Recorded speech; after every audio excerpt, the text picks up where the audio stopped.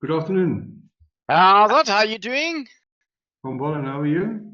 I'm fantastic, thank you. Yeah, it is afternoon. It's like I've just had like 2 hectic sessions, and yeah, it is the afternoon. Correct. Correct, it is. So Mm. yeah. Otherwise, you're good. Good. Did you watch JD Vance's speech? No, I haven't had a chance yet. I'll do it on the weekend because my week is just chaos, man. It's on my to-do list. I've got it up there. But yeah, my mom's in Okay. hospital Good. also, so she Okay. takes 2 hours out of my night. So I'm doing like 1 a.m. shit at the moment, and Okay. getting up at 6 for gym. It's like just got to do the important stuff.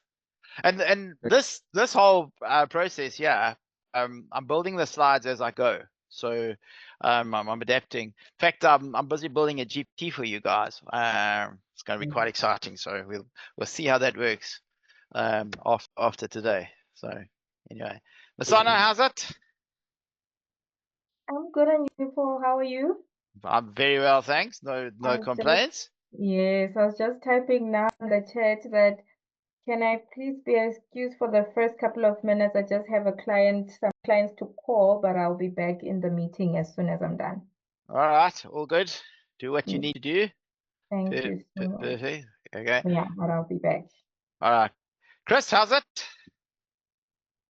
No, all good, James. Oh, thank you very much. So it's only joined.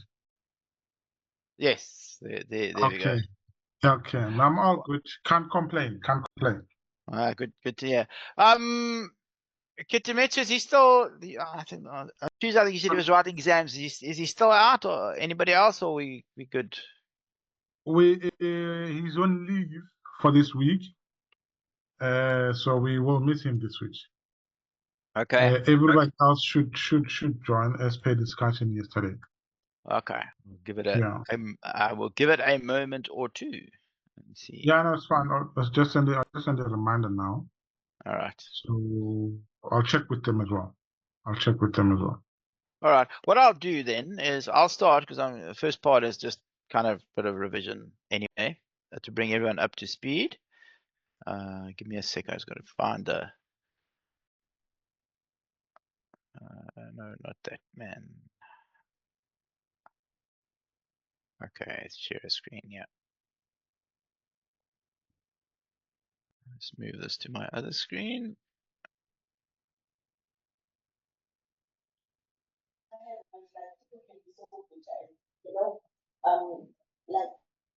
Okay. Right. So,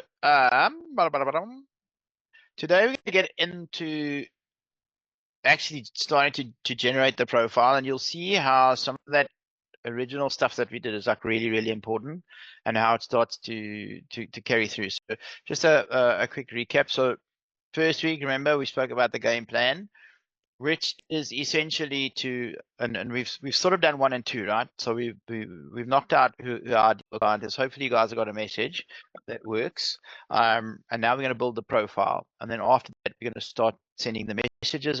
We're going to concentrate on 2 messages to start with, which get us quite a lot of our meetings. Right? That's ultimately what the game plan is for this whole thing. Then we had a look at and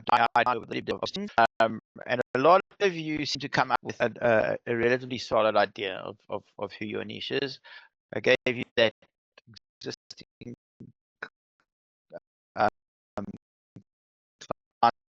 analysis form to use it in a lot more detail probably next week, or maybe even on the Q&A.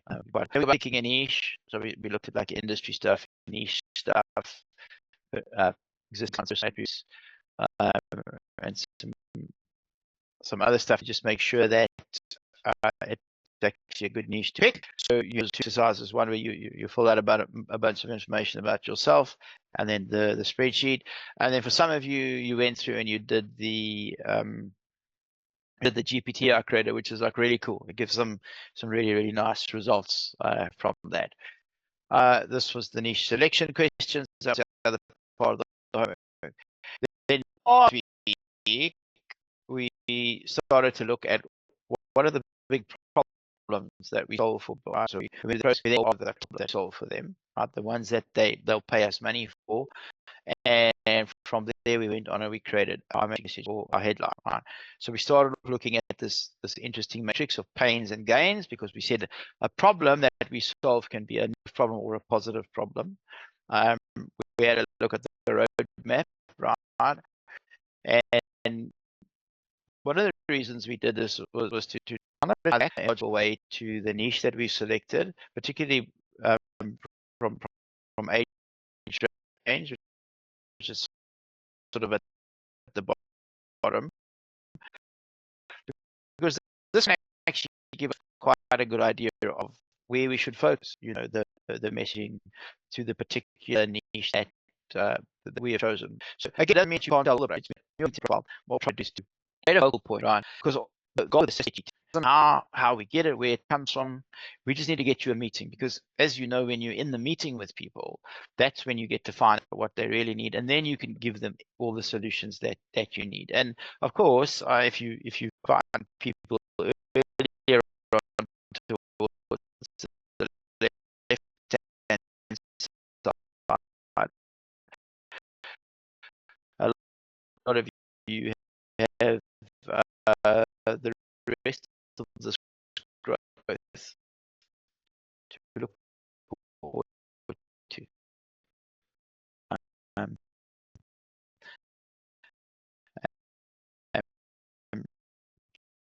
So you can see that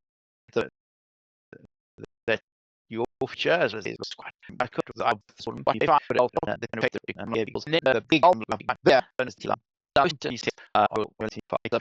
okay, so that's why we spend so much time and trouble to find it. You know, people will find you in search. It comes up when you're posting stuff. It comes up when you send messages. It's everywhere. It's even in Google. Okay, so the magic message says, if I could give you, and then the first part is result I know you 100% won, which is another way of saying, what is the big problem that you have? What is the biggest problem you have that I can solve for you in a specified amount of time, right? So when can you solve it? Then we've added in the email that like, which essentially is an objection. Often, you know, people are always telling you, oh, I've got to ask my partner. I don't have money now. I've got to wait for the business to be sold. Whatever those objections are, just get rid of them. You have an opportunity in your message, right? So typically something that you can address the elephant in the room, it'll get you more meetings. So in this case, eliminating something that you hate, and then the last part of it is would you be interested, right? So if I could give you a result, are you really wasted time what you really about? Right, so that is everything up until where we were. It looks like most of us are on board now. So this is where today starts. So let me dive in. So we're going to talk about your LinkedIn profile, and what you'll realize. I'm going to give you guys a workbook just now. It's a very comprehensive workbook. Okay, it's like 79 pages. Don't freak out. You don't need to fill out 79 pages, and there's a lot of visual stuff in there. I'll walk you through it just now. But there's 5 key sections, right, on your LinkedIn profile that matter more than most. I think there's 22 sections in total. Some of them you'll fill in if you can, but there's 5 that are got to be really, really good, because those are the 5 that get people to accept connection requests and turn them into clients. And those are the 5, right? The first one is the banner. So we'll have to find out from Virgil and Chris what we can't do. Interesting when I work with Tide advisors, because there typically are 2 options for this. The first option is to take something that is branded, for example. The second option is to just do your own thing. It just depends who we're dealing with as to whether the powers that be say yay or nay. But we need to just find out, because We don't want to go create stuff that is not in alignment with corporate guidelines. But typically, you would have a banner, and your color scheme would be very similar to the corporate colors, right? Because there's going to be a website, and if somebody goes from your LinkedIn profile to the website, yeah, they must kind of see that there's a congruence. Now, when I'm talking to you guys specifically, you have your own website. Okay, I'm talking about that website. I'm not necessarily talking about the big Momentum website. I don't need to take them to your website. And so preferably there's a little bit of symmetry, and people know from one place to another that they're congruently in the right place. So you'll see there's a couple of things that are in it. There's a message here telling people they're in the right place, and this is the first thing that people see. The eye goes straight there. The next thing is your profile picture. This is one of those things that has to be good. Okay, if it's bad, people judge, right? I'm going to show you just now lots of examples of what's good and what's bad. It's just one of those things. Just have a good one. If you do, good, that's expected. If it's bad, ish, going to hurt you. Then there's the magic message, which we've spoken about from last week. That's where it goes, right? So in all the places on LinkedIn that I was telling you about, your profile pic, right? They see that, and depending on which device they're looking at, about the first 90 characters, at least the first 90 characters, sometimes more, of your magic message, that follows everywhere. So that's your branding. Like whether it's a post, a like, a connection request, another message, a job posting, LinkedIn has suggested you to people, whatever it is. Even if somebody's, as I said earlier, typing a search into Google, hey, I want a financial advisor in Johannesburg, or in Megawatt Park. That's what's going to come up, right? You see this and your magic message. So very, very important. Next thing is the about section. Now, for me, this is such an important section. It tells people a lot about you. So there's a little bit of stuff about you personally in there. Because remember, you're building a personal relationship with people. You might be selling Momentum products, that's fine, but the relationship is actually with you, right? Nobody's phoning the Momentum help desk. They're phoning you. That's your client, and we just saw that there's a whole lifetime that you're going to be with them all through all those stages. You got to be the person that deal with it, and they need to be comfortable that you're that person. They got to like you, right? So there's quite a bit that's going to go into this section. So it's not just all about sales. A lot of it is about you positioning yourself personally. Because remember, this is your personal LinkedIn profile, right? And you need to and it's your personal business. So you're building your own profile around your own personal business, okay? Granted, within the framework of the bigger Momentum picture, but this is focused on you. And so there's a little bit of personality and stuff that's going there. We'll get into that in some detail. And then the experience section. So this is one that people often make quite a mistake about. I don't want any of you going onto Momentum site and copying and pasting the shit from the company page. This has nothing to do with the Momentum company page. This is you. It's your personal profile. The question is, what experience do you have, right? Not your CV. Okay? That's not what we're looking at here. It's like real world experience. So how do I know, right, that you can deliver this thing that you promised here in number 3? That's what this is all about. We'll get into it in more detail. But those are the 5 sections, okay, fundamentally that we need to worry about. And maybe a 6th one is your contact details. We'll talk about that. So let's talk a little bit about the banner. So when you look at the banner, right, if you start a brand new LinkedIn profile, that's what you see, right? You have this funny grayscale banner, and then you have this funny grayscale image over here. These are just placeholders. And you can imagine if you went onto a profile and you saw that, you probably wouldn't be very inclined to look. Most people have worked out now that they should put a profile picture, but not everyone has a banner, okay? So when you see this, then people know automatically, oh, you haven't taken any care about LinkedIn. You've done absolutely nothing. Like, are you really serious about being here? So this is the first thing. So as you can see, the first thing here is this is the one opportunity we have to differentiate ourselves from everybody else, okay?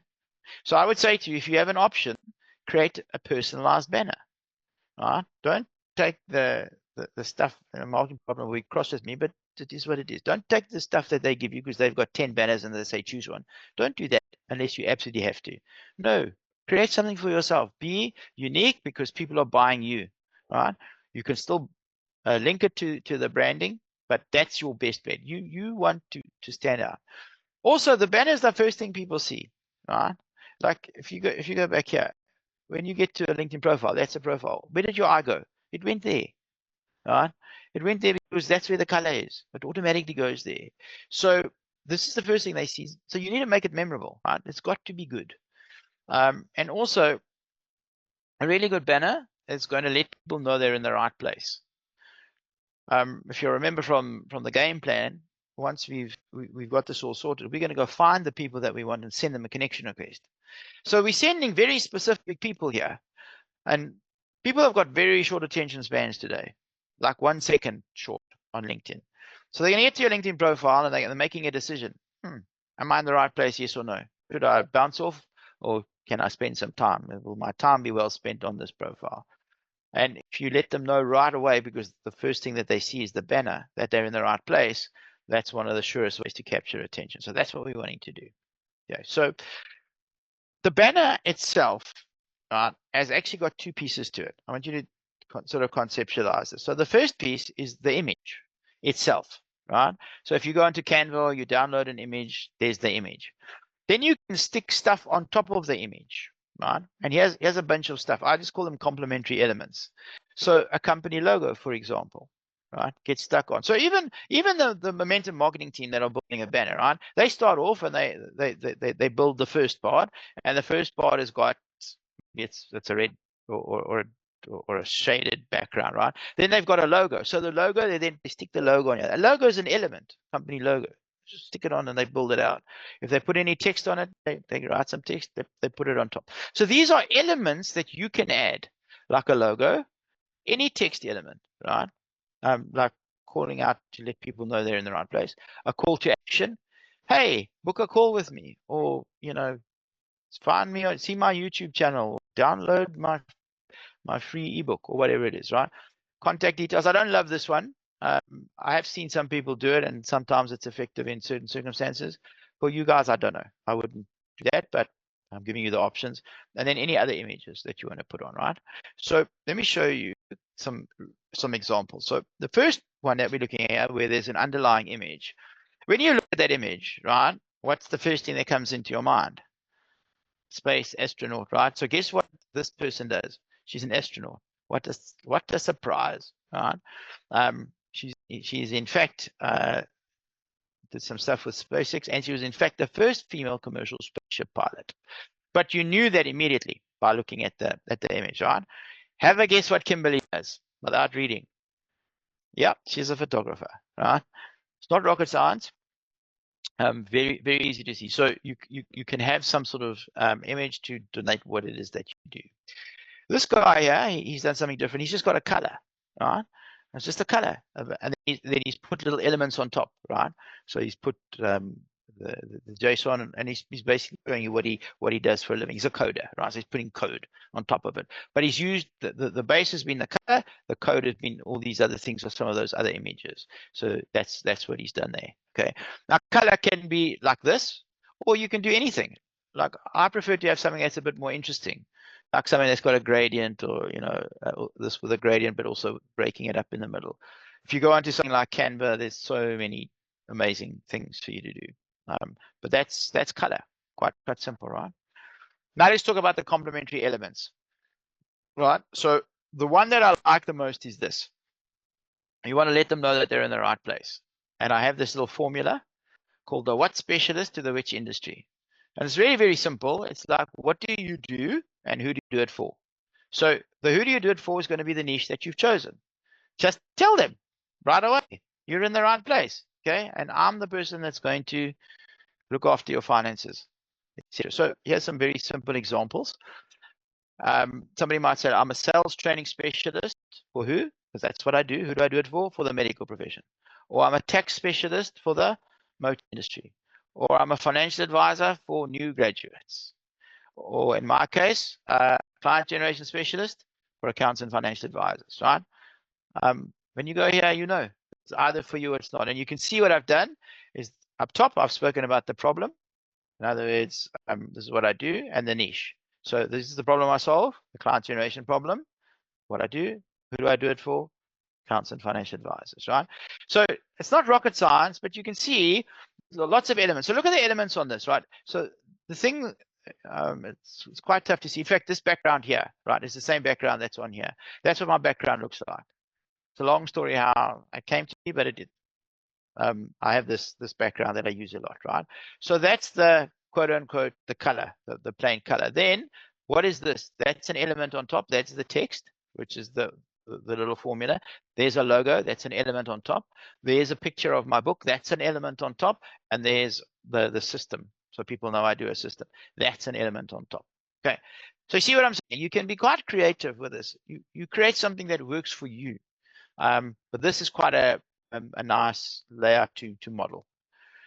So other complementary elements, as we said. So let's give you some other really good examples of LinkedIn banners, just to give you a little bit of inspiration. But again, go into LinkedIn, have a look at what other financial advisors are doing, look at what influencers in other industries are doing, and steal an idea, make it your own, right? So Seth Godin is a prolific author, as you can probably tell. So what has he done? He's listed all of his books. So it's very colorful background. It's very unique because he's the only because he wrote them. And every single one of his books, because of the title, tells you the problem that it's solving. And what he's doing is, by showing his books, he's building authority. Okay, so he's saying, I know my stuff, without having to say, I know my stuff. Pretty cool.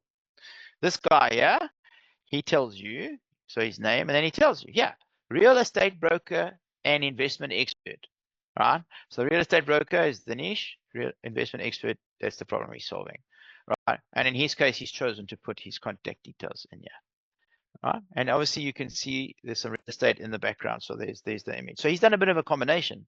He's done a bit of a background and an image, right? So you can see there's so many ways you can do this. Neil Patel, quite a famous marketer. In this particular case, he says, want more traffic, right? That's the problem. And then he tells you all the way he does it. So it's the method or the solution, right? So this is inherently who's the target market. Well, people who need more traffic are the target market. This guy, Austin Belchak, he helps people to find jobs without having to go through job postings. So you can see he's quite relaxed, the picture of himself. He says, look, ready to land your dream job without applying online, right? So there's no guessing what he's doing. He's telling you exactly. If that's you, you're in the right place. If not, go somewhere else, right? And then he says, hit the link below. So he's having a call to action. What does he want you to do? Hit the link below to learn more about how we help people like you land amazing jobs. Okay, so he's trying to send you somewhere. Right? There was a call to action on the banner because in his world that works for him. So the niche and the problem are obviously up there. Okay, so hopefully you're seeing some cool stuff. So I'm going to give you this worksheet. Don't worry about it now. I'll give you the thing later, and I'll walk you through the whole thing in terms of what I want you to do. But this is an extract from it, right? So this is what you will do is you'll fill this in. So you can see I've given you like images of what you do, some stuff and ideas for color, and just some questions for you to answer. So as you plan this out, this is really all this is. It's a planning document. Here's some more planning. Which elements are you going to use? Giving you some examples, right? So you've seen the slides. This should all come back to you. It'll be quite easy for you to do. So nothing too hectic here. The most hectic thing is coming up with a what specialist, the which industry. That is your most difficult task. Right. Then we move to the next thing, which is your LinkedIn profile pick. Now, one of the reasons that I'm spending quite a lot of time with you guys and educating you on the LinkedIn profile is not just so that you can build it. It actually has another purpose. And this purpose will become apparent in a few weeks' time, because when you start looking at other people's profiles, right, to determine whether they look like they're a good fit for you and whether you want to send them a connection request, all of these things I'm telling you now will help you to determine whether there's a good chance that this person is actually active on LinkedIn. are they, aren't they? So you'll know what good profiles are and you'll know what poor profiles are. So when we look at this, the profile photo, this is one of those where a poor profile people judge, a good profile pic you just need. So there's some stuff to avoid, right? The first one obviously is have a damn picture. Don't be blank. Some people do have it blank, and I don't know why. They do, even though they filled out the rest of the profile. So unless you've got a really, really, really good reason not to show your picture, please show it. Okay. This happens a lot. Somebody goes onto their phone. Oh, I need a picture for LinkedIn, and they go and they find some stuff. Oh, I'm at a party, or oh, I've just got engaged, or I've just had a new child, and you want to show it. Like, yeah, you should share that stuff, but not in your profile picture. Okay. Don't do this cropping out shit. No, not going to happen. These are awful, right? In none of these cases can I see the actual person. Like, there's a magazine, I assume that's him on the cover. So what? This is a business card. Oh, a fucking awful picture. And this, I have no idea what that is. Okay. I need to see your face. I want to see the expression. Don't do any of this horrible stuff. Right? This guy, he cut it off. He's like, no, dude, I can't. Let me see your entire face. So don't cut it off. And don't do what this guy did either. Look at this guy. He spent lots of money. He's at, you clearly at a shoot that he's paid for, but I can't see him because he's showing me the full body. I don't care. Show me your face, but that's what I want to see, right?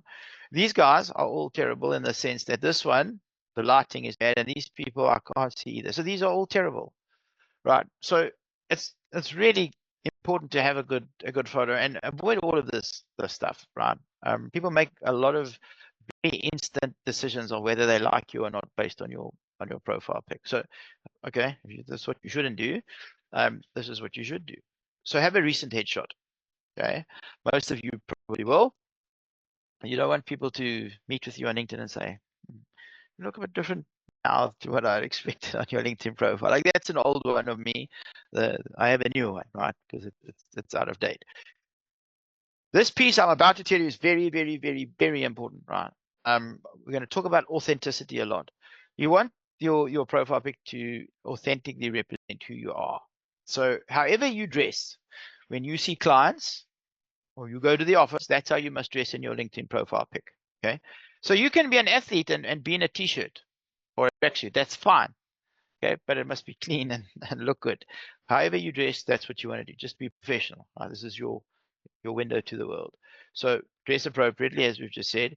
For those of you that can, have it taken professionally. Today, our cameras are really good, right? So it's quite easy to take a decent picture, but that doesn't mean the photographer knew what they were doing. The reason that professional photographers are professional is because they do a few things better than most. Firstly, they know how to get you to pose nicely, and they know about lighting. Lighting is very important. So they tend to capture a lot of poses, because when you go in there and you start and they start taking pictures, they take lots and lots and lots of pictures, right?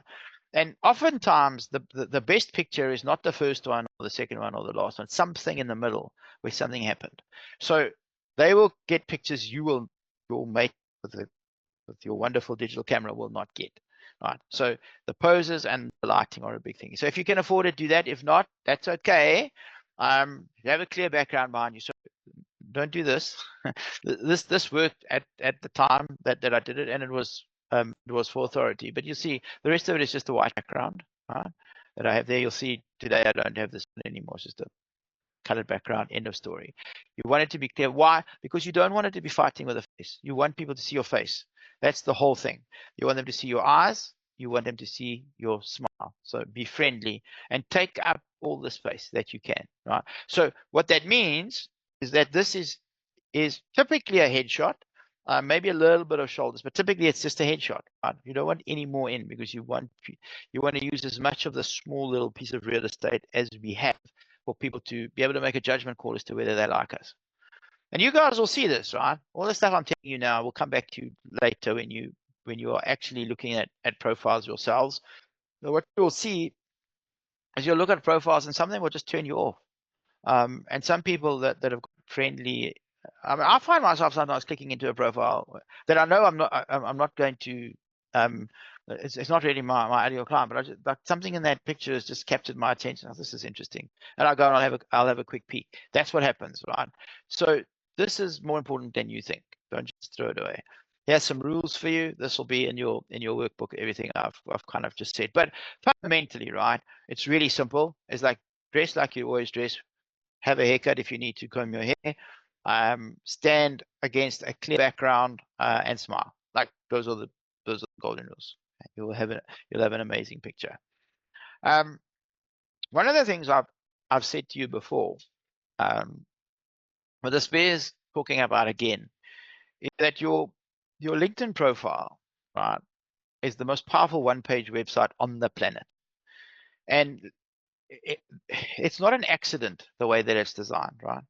It's very similar to most websites in the world. In fact, anything you could do on most major websites, you can do on your LinkedIn profile. It's quite incredible. And there's a very clear correlation. So the about section down here on your LinkedIn profile is very similar to the about section here on the website. Now, what you might not know is that in tests that they've done, when people go to websites, and this is across the internet, right? This is a global statistic now. When people go to websites and they land on a website, and the first free choice that they have once they've landed, you know, do I click on one of these menu items? Do I leave the website? Do I scroll down? What do I do? The first free choice, people go to the about section. More people do that than anything else. Okay, that's why this section now says about, and you cannot change this word, and that is why it is right beneath this key section, which most websites have as well, right? Very, very important. So I want you to think about it that way. So this about section on your LinkedIn profile does exactly what it does on your website. Okay, it's that important. We have 2,600 characters only, so we've got to be quite crafty in the way we do it. So let's talk about this. I put the word summary in brackets here because it used to be called the summary. Okay, the about section used to be called the summary. So if you're reading online or you're doing any research or whatever, and someone talks about a LinkedIn summary, they just mean the LinkedIn about section. Now, the interesting thing about it is, what is it? Fundamentally, it's a sales page. Okay, because you are not there, your profile is going to do a lot of the selling for you. But any good sales page is not about you. It's not about you. It's not about how fabulous momentum is. It's not about how awesome the products are. No. It's about your clients. It's about your clients and what you can do for them, right? Sure, they want to know that it's backed by a solid company like Momentum. Sure, they know automatically they can trust those products. Yes. Okay, but this is your personal profile. So remember that, right? And any good sales page is not about you. It's about them. So some of the stuff that they want to know is like, well, who are you? So tell me a bit about yourself, right? It's not just who are you? Oh, that's my name. No. What sort of person are you? What are your interests? Do you do other stuff? Have you done some other interesting thing in your time? What are your values? Like, how do you work? You know, tell me a bit about yourself. Like, are you even a real person, or are you some AI creature that just created this profile, right? You need to let people know. They need to see that this is a real person. Why? Because you're going to build a relationship that lasts forever. They're buying you. Promise you they're not buying Momentum. They're buying you first. They want the Momentum products, but they're not phoning the Momentum call center. They're phoning you, right? So this is important. Who are you? What do you do, right? So you give them an indication of what you do, because they want to know, if I spend time on this profile, can you actually help me? So you tell them what you do, right? And if we've done everything else right, and we've chosen the right people, and we've sent them to our profile, they will want to know what you do, and it will be the right people saying, oh yes, that's exactly what I need. Let them know how you help them. Okay. There's different ways that we can help them. Give them a bit of insight into that. And my personal favorite, the why story. So fundamentally, why do you do what you do? How did you get into it? Tell me that story. And why have you chosen to deal with the niche that you've chosen? If you can answer those are huge questions, right? So that's the why story. So this builds a relationship with people. It starts the relationship, and it answers a lot of sales questions that you can't answer because you're not there, Right? So people are learning about you, learning about what you do, and deciding, am I going to book a meeting with this person? Yes or no? That's what this section does. Now, what I have got for you guys in a template which I'll give you, actually, maybe I should give you guys this. No, I'll give it to you just now, otherwise you will be distracted. I'll give this to you just now in the break. I've created this template. Let me explain to you how this came about. I've got a course that I've created. It's about 4 hours long. It's a video course on how to create a profile from top to bottom. Okay. And when I created that course, I studied hundreds of top profiles, and I looked for the similarities, and I built it into best practice for this.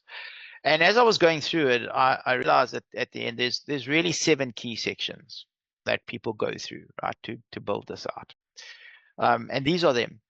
Now, typically they'll go in this order, but they don't have to. The only things that stay in this order are 1 and 2 and 7, right?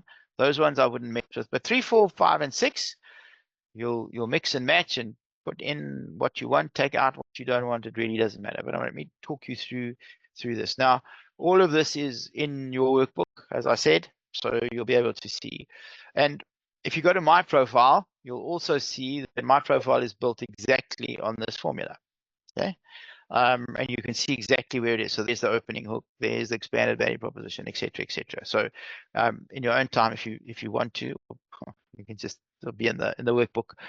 You can see exactly what I've done over here, right? So there's all the sections. The only section I didn't manage to include was the one on personal relatability, and the only reason is because I did not have space. Right, 2,600 characters is all we got, and we got to make the most of it. So that being said, the first thing we have to do is grab someone's attention, because when they go onto your profile and they see the about section, this is what happens. They see a little bit of text, and then there's the see more button. Right? They have to click the see more button to see the rest of the profile. And if we believe that this is the most important thing other than your headline, and we believe that this is the sales page, if they don't see your sales page, your chances of making the sale or getting the meeting are hugely diminished. So we've got to get them to click on this, right? So the key question is, what do we put here? Well, I like to have 2 things in here. I like to have what I call an opening hook. And that's it. That's essentially just something, and you'll see this in my case, this is what's in bold here. It's just something to stop them scrolling, to say, oh, hang on, I can actually read this with purpose and intention. And if I like what I've read here, I'm going to click the see more button. Then the value proposition statement is just to let people know exactly what you do. And this is actually very similar to your magic message. Okay, it really doesn't need a lot of changing. Sometimes it can be exactly the same thing again, because people don't want to waste their time, so they want to know what to do. So let me show you what mine looks like. So the opening hook, I write here, I lost my audit practice because I didn't know how to generate clients. Now, bearing in mind, this is on a profile for someone who's supposed to be client guru guy, right? So you see this, and it's like, wow, it's what they call a pattern interrupt. It's like just something that's unexpected. It just gets you to stop in your tracks. And then, so hopefully I've managed to do that. And then I say, that's why. So I'm using this reason that I stopped them to tell them about my value proposition. So that's why today I help accountants and financial advisors to generate their own leads and clients every month from LinkedIn without posting content, paying for ads, or buying appointments. Okay. So you've seen that before. These are all the things you guys don't want to do. I don't want to post content. I don't want to pay for ads. I don't want to buy appointments. Okay, well, you don't have to, right? So you can see that what we've done is we've combined these 2 together to make a very effective opening statement that stops them in their tracks, tells them exactly what we do, and hopefully, if we've done our job right, we've sent the right people here, so it's going to resonate with them, and then they will click the see more button. So here are some ways for you to create the opening hook. Okay, so first example, for example, is to use a pain point. So here's a template for you, right? So you'll start, for example, with a relevant pain point, right, that you help your niche to solve. So the pain point I help you guys solve is one of your problems anyway, is that legislation is making it harder to generate leads and clients these days, right? Because you can't just Poppy's a bit of a pain in the ass, and people don't answer phones anymore, etc. Right? Stuff that used to work not so good. Let's try this one. You can have a startling statistic or an industry trend. Right? So have a starting statistic or an industry trend that your niche or the problem that you help them to solve. So here I say LinkedIn has over 1 billion members. Like if I'm trying to get you to get to LinkedIn, that's quite impressive, including more of your ideal clients than you can service in a lifetime. That might just be the thing that says to someone, shit, I didn't know that. I haven't even considered LinkedIn before. Let me actually look at this. Here's another one. Something interesting about you. Right, so that's the one I used. I lost my practice because I didn't know how to generate clients. There's lots of different ways to do this. They're all in your workbook. So this is what the workbook looks like. You'll see here's the template. You pick one of these things, and then here's the questions to answer for each of them, and then you go ahead and you create your hook. So that's just the first part. And guys, you don't need to. This isn't rocket science. Like if you can't think of something, go to ChatGPT. ChatGPT is your friend. Go put this formula in, tell them a little bit about what you do, who your ideal client is, and say, hey, write me a hook. And it will. Okay. So try and apply your minds. If you're not coming up with something or you think your hooks are not good enough, ask ChatGPT. Give you some great hooks. But try to just get something that's a bit of a pattern interrupt that gets people to stop the scroll. Then the next part, we do the value proposition statement. And you'll see this is very similar to the magic message, right? So the magic message said, if I could guarantee you a result you 100% want in a specified amount of time without something you hate, would you be interested? So this just says, I help target markets. So now you just call them out. I help you, the person I've sent to my profile, to achieve a specific result, to retire 5 years early. I help professionals to retire 5 years early, right? Without sacrificing their current lifestyle, right? Without something that they hate. Sorry, that would be the last bit. But by the method I use, by intelligently combining your personal circumstances with insurance products, without you having to change your lifestyle. Right. That's kind of the sort of thing. So you'll see it. I help accountants and financial advisors to generate 2 clients every month from LinkedIn without having to pay for advertising or posting content. Right. So you just adapt it to your particular situation. There's the formula. That's just an example. And again, here you go. You will have the value proposition statement. These are the questions for you to answer, and then you're going to create your value proposition statement, and then you want to obviously create. I don't know if I did that separately. I didn't. So you'd put it all in here where you'd create the whole thing. So you'd have your hook and your value proposition statement. So I would ChatGPT for this if you guys are struggling. Do one at a time, and then when you've got it all, put it into ChatGPT and say, hey, write me the whole thing. Yeah, here's an example. You can copy and paste my example in and say, using this first format, write me, with these ideas you've given me, write me 5 examples. And then you pick the one you like, right? That's how you do this. Not, again, apply your mind. You'll come up with some really cool stuff when you actually do this, because now you're thinking all about your clients, not so much about you, right? Hopefully this is all making sense. Let me just pull you guys over here for a second. Do you guys have any questions, or are you all good? Am I going at a reasonable pace? Everything good? Yes, all good for now. Okay, we'll take a break just now. Sometimes you have to tell me to take a break because I get really excited with stuff. I forget. I can go for like 5 days without breathing and I talk about it. Okay, so that's value prop statement. The next thing is your why story, right? So your why story is looks kind of a little bit like this. So we touched on this a little bit earlier, right? What people want when you're telling the story is relatability. So like, are you a real person? Like, do I like you? That's really what it's about. Like, do I have something in common with you? Can I see myself working with you? Also, they want a little bit of insight into what it is that you do, both as a person, in terms of your values and things, and in terms of the product and service that you offer, and are you relevant to them? That's what they want to know, right? Your why story will talk about that. And what you'll find when you do this, there's 2 kind of big why questions you want to answer. The first one is what you do. right? And the other one is your niche. So why do you do what you do, and why have you chosen to do it for me? Because remember that your ideal client is reading this. That's kind of what you want to put in here. So again, here's a couple of questions for you to answer, but that's really the idea. A couple of questions for you guys to answer to put together for this. So the first one, so how did you, I'll actually go through these with you later in a bit more detail, but let me just run through it quickly. So how did you get into doing what you do? You'll give your story. Why did you do that? All right. Why do you still do it? Why have you not left and gone to do something else? Because like sales is hard. And then again, why have you chosen to work with this niche? Right. So you want to fill this out as best you can.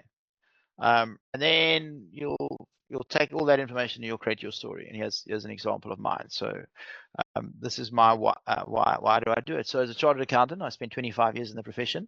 I lost my audit practice, as I already said, in 2011, because neither I nor my partners had any idea how to replace a few major clients we'd lost. I vowed to make sure this never happened to me or any other accountant or financial advisor. And then I put a piece on social media. But that's actually my whole story, right? Shit happened. The reason I'm doing this is so shit it doesn't happen to you. It's like people can get it, they can relate. It's specifically for accountants and financial advisors, right? These are the people I'm sending here. So the story is very relevant to them, as you can see. And I even say social media and COVID changed the way people buy financial services forever. To adapt, I published the best-selling book, which is the book that this course is based on. All right, so there's just another example for you that you can mimic. So the next thing is to expand your value proposition. Okay, so what this means is, remember you've got this is like your summary value proposition in number 2, 1 and 2 together, but sometimes you need to give people a bit more. And that's what this is. This is the bit more, you know, and this will be in very broad strokes, because in your experience section, so I'm just giving you a heads up because there's propensity to confuse the two. In your experience section, which we'll look at later, that's where you put all the details. You tell them all the products that you sell and all of that. It's not here. This is very broad-based overview of what you do. Okay, so this is the expanded value props. A couple of questions you might think about. So who do you help? So again, you can expand a little bit on your niche. So instead of just saying young professionals, you might say, you know, ambitious young professionals, particularly accountants, financial advisors, and doctors. You can give a little bit more detail because you've got a little bit more space. Then when people land there, say, oh, okay, I get that. So I could have expanded mine to say, I specialize in accountants in public practice in South Africa who've got 1 to 2 partners and less than 10 staff, right? That's better than I deal with accountants and financial advisors, right? Can you see? You can add a little bit more. It's giving it a lot more context. Now people look at it and they say, okay, this is not for me. I can bounce. Oh, this is for me. I'm a big fan of agitating the problem, right? So you should have picked up a bunch of problems last week. Let's just go and irritate the problem, right? So here's a home truth. When you can express people's problems more succinct and better than they can, they automatically assume that you can solve the problem. That's just what they do. That's how it is, right? And so I go on to say, after working with hundreds of accountants and financial advisors, I've discovered that. And I know these are all pain points, right? The biggest desire they have is to get more clients. Traditional methods of marketing don't work anymore because everything has moved online. Most of them absolutely no idea how to use online methods, etc., etc. So what I'm trying to do is I'm wanting them to shake their heads and say, yep, that's me. Yep, that's me. That's me. What do you do, right? So again, if your elevator pitch was not clear and you needed to expand on something, then you would. So in my case, I say I use my proprietary LinkedIn system to help them to book more meetings and sign up more clients. Right? So it's a very simple opening statement. Now it's just a bit more explanation. How do you do it, right? Again, if you're going to list products and services, very high level, right? I don't want details and in the weeds. That's going in experience section, not here. So I could say services that I provide include profile rewrites, one-on-one group coaching, done for you or done with you. Services to create a system that takes just 15 minutes to implement so you can generate weekly leads. So you can see I've said a lot in there. I've given them a little bit of kind of results they can expect. They know that there's some coaching, they know the timing. See, I've just given some details. So I haven't given away the farm. It doesn't tell you how anything happens, but it gives you an indication of, is this worth booking a call with this guy, yes or no? All right. So anything just to give people a little bit more insight to expand, you can do. So again, he has some questions. Technically, he has the template, right? So describe who you help. What are the 3 biggest things that your niche struggles with? You list those. What's the biggest problem they have? Well, which will hopefully be one of those. And then, what do you do? Just list 1 to 3 sentences, bullet points, whatever it is. Doesn't have to be long and involved, just to give people that insight. Okay. Last 2 questions. How do you deliver your product and service? So, you guys do F&As, you have meetings, you might go out and have a coffee. There could be a whole process there. And then, are there any significant expected outcomes that you want to tell them about? Like, I don't know, retire 5 years early, or we'll guarantee you X amount, or your capital is guaranteed in certain products up to X amount, or whatever the thing is that you can promise. Right. So here is my whole expanded value proposition, right? So I go on to say, after helping thousands of accountants, you saw that bit, right?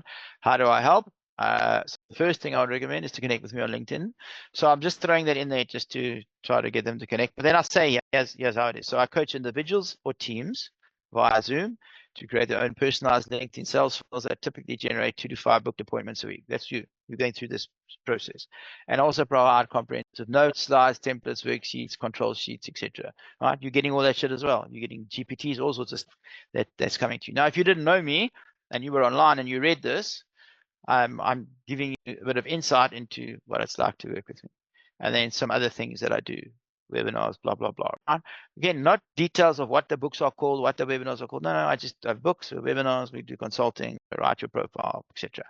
Very high level stuff, so that people get a sense, okay, this person seems to be the person I need. They can deal with the problems that I have at hand. Okay. What we'll do is let's finish the about section, because we're nearly done. This gets a lot easier from here, and then we'll take a bit of a break for a while. Then we'll come back for experience. I'll show you some cool stuff a little bit later. So the next thing is credibility, right? So anybody can say anything they want. How do they know that you can actually help them? This is a question. Like, how do I know you? How do I know you even real, right? That's part of this. But how do I know that you can do what you say you can do, right? So we need to tell them that. How do I know I can trust you? Right? It's a big question. And there are lots of options I'm going to give you now, right? I'm giving you lots and lots of ideas. Just pick. You only need one, actually. Sometimes you'll need multiple. Just take what works for you and throw the rest out. But you must have one, okay? You must have a credibility builder in there somewhere. So here's some ideas. So the first one might be your experience, okay? So see here the template. The template is that you only want to list experience that you have relative to the issue that you can solve, right? So if you 3 years ago worked at a completely different business that's got absolutely nothing to do with financial services and there's no link, don't put that, right? But if there is a link, then you want to put it. So here's my example. I said I was involved in the accounting industry for 30 years. So remember, I'm talking to accountants and financial advisors, right? I've been a financial director in both private and listed companies, and I was a partner in a small audit practice for 10 years. Now, if you're not an accountant, you might not understand the true significance of that. If you're a qualified accountant, this means a lot more to you than it does probably to maybe even most of you, right? So the 30 years thing ticks the box, okay? Being a financial director, that's a different box, because people either stay in the profession, they start their own business, or they work for someone else. So they can see I've done all of them, right? And the fact that you're a financial director in a private company, a listed company, very different animal.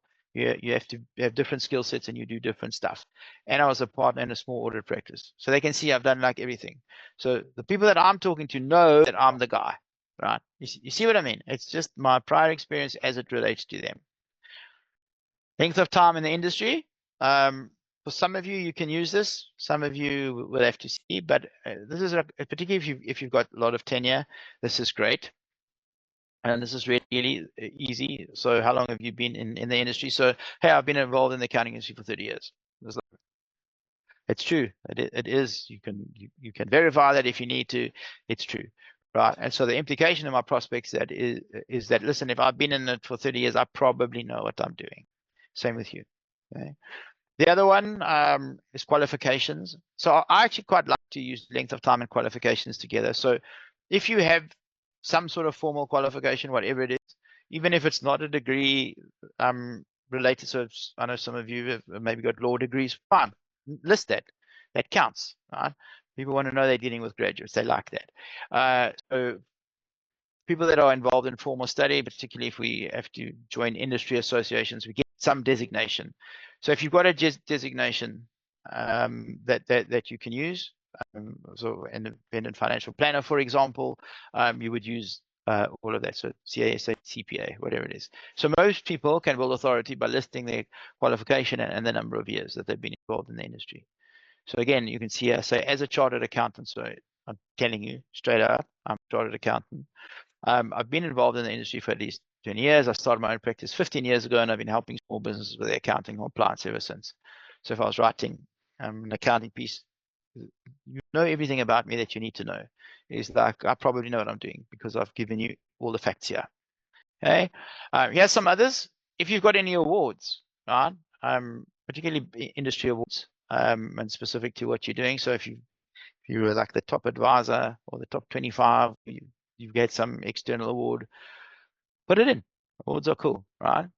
If you work with key clients can mean big clients, you know, that are recognizable, but can also just mean other people like them, right? People just want to see that you've worked with people that are like them.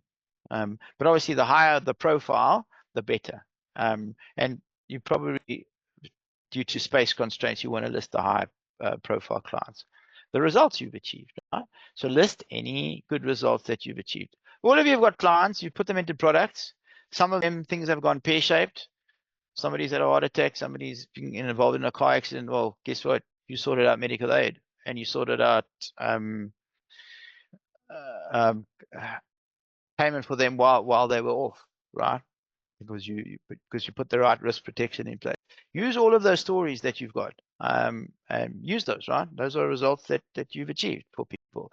Things have actually happened. If you publish anything, list that, because people can go verify it. So you can see there all sorts of examples: blogs, websites, LinkedIn, social media, magazines, podcasts, TED Talks, YouTube, whatever, right? Anywhere where you've been published is cool. And then testimonials and case studies. So a testimonial is where somebody writes or says something about you. It's their own words. It came from them. That's what they said. You literally copy and paste. This is what this person said. They're very cool, right? They're the most powerful. A case study, on the other hand, you still did the work, but the person didn't write it for you. But you can still say, hey, I dealt with Joe Soap. He came to me without any protection. I advised him strongly to take the right cover. He ended up becoming a registered vet. He then injured his thumb, and he now gets paid salary because he can no longer operate, but he ironically can still work as a vet, but he still gets paid, and he will get paid until he retires. Because we put him into the right risk protection, right? You write that. So you can write the story, or you can have the testimonial. Either of those work. They're really cool ways to build credibility. Okay, so pick one, right? List your prior experience relevant to what you do.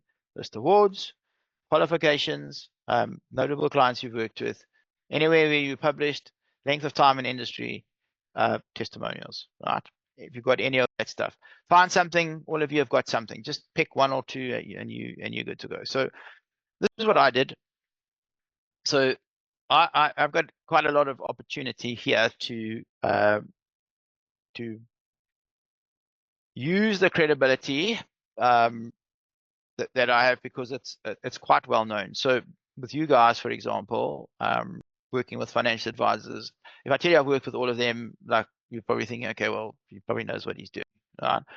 Then again, if I move away from that and I get into Amazon.com, so that's where my books are published, right? Accountancy SA, it's the premier accounting magazine. SA Accounting Academy, the premier CPD provider. These are all the accounting associations. I've worked with the Financial Planning Institute, Citywire. I don't know if you guys read it. You should. If you shouldn't, if you don't, because it's probably the best publication in your space. And obviously Radio 702, everybody knows. So I'm just building my credibility. And then I've even got some client testimonials, right? So I've gone for credibility as a big driver on this particular profile.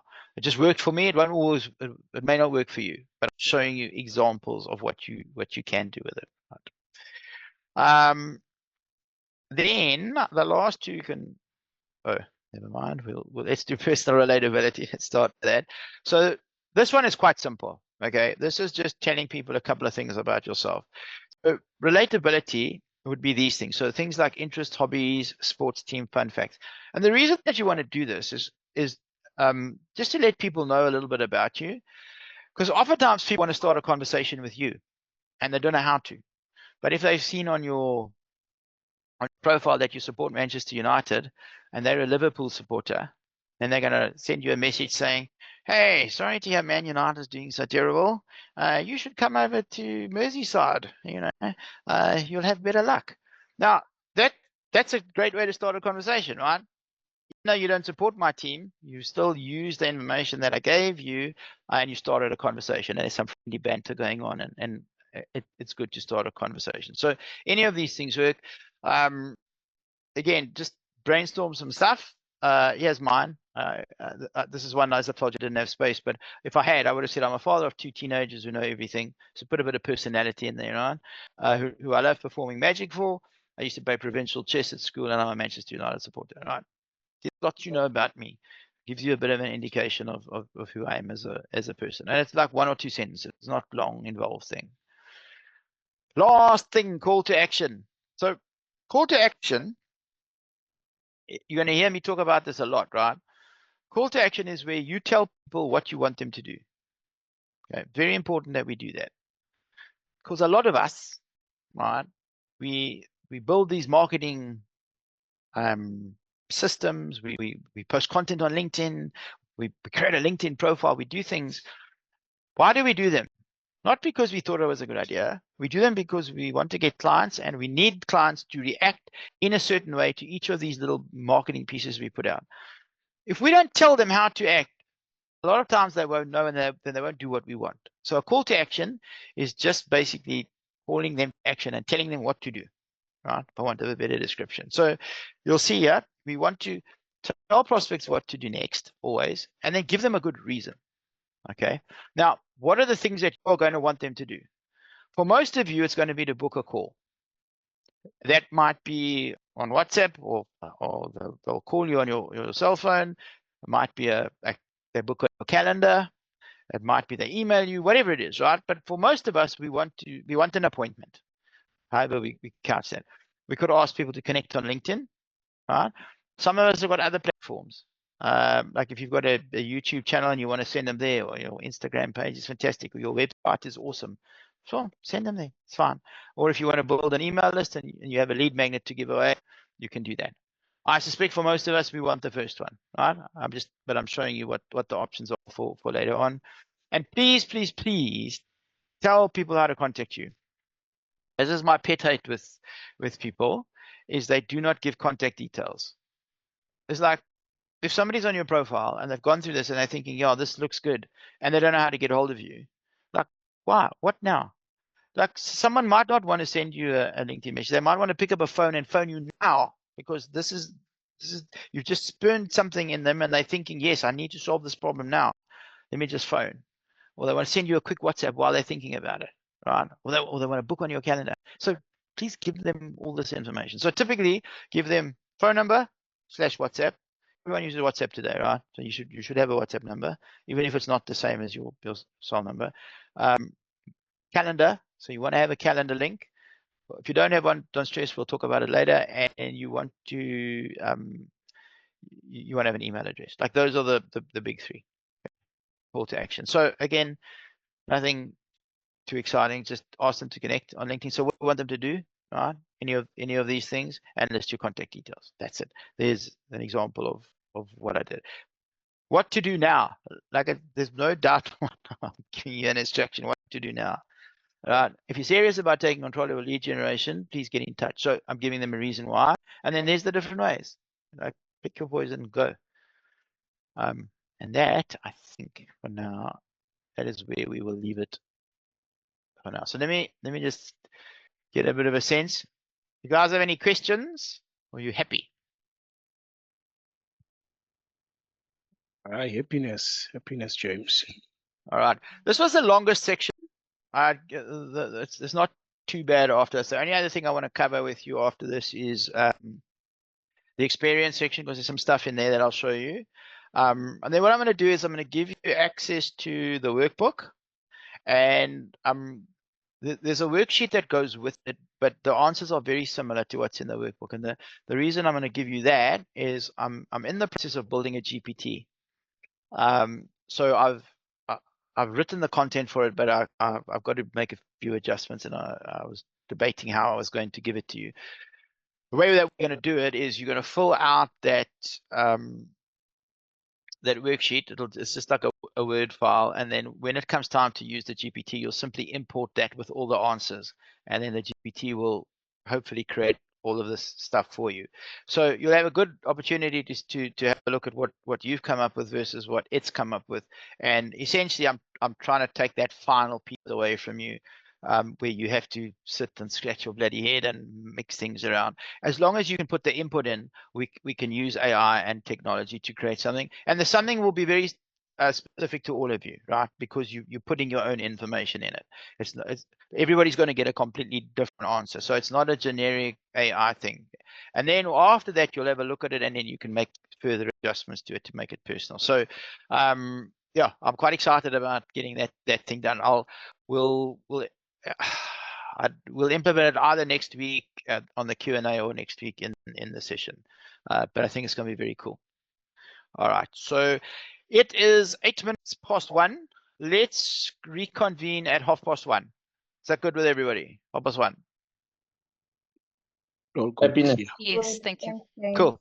All right, guys. See you 1:30.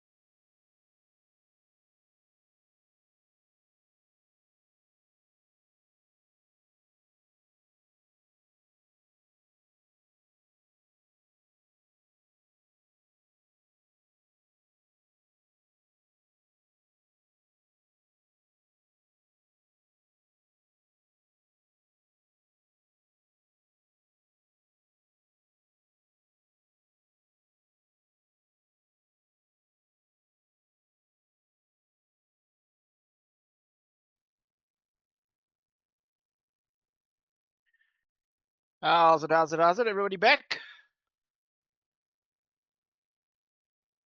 Yes, you back. All right, good Yes, stuff. sir. We all look. Good. And there we go. All right, good stuff.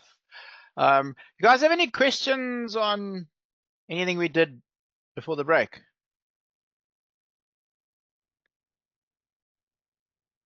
Well, no questions necessarily. Just we excited now to see. We want to get to this stage where we start. Okay, let's finish up the profile and then you'll start. So let's share screen again. Okay. The last piece that's important that I need to speak to you about is the experience section. Okay. Because a lot of people get this wrong. And often this is really the money section. So again, when you're comparing it to a website, it's very similar to the products and services page. This is the time where people want to actually know whether you can solve their problem or not. Like, so for example, if somebody wants to know, can you draft them a will? If you say, you know, I help with estate planning, you know that kind of is incorporated in there, but they might not know that. So you might actually just have to list out, and it can be a bullet point or a line item, right? Just so that people know. But what I want to show you here is, as I've said, very similar to products and services on the website. But I want to show you a kind of like a sort of walkthrough. So let me actually just get a LinkedIn profile. Yeah, I'll use mine. Oops.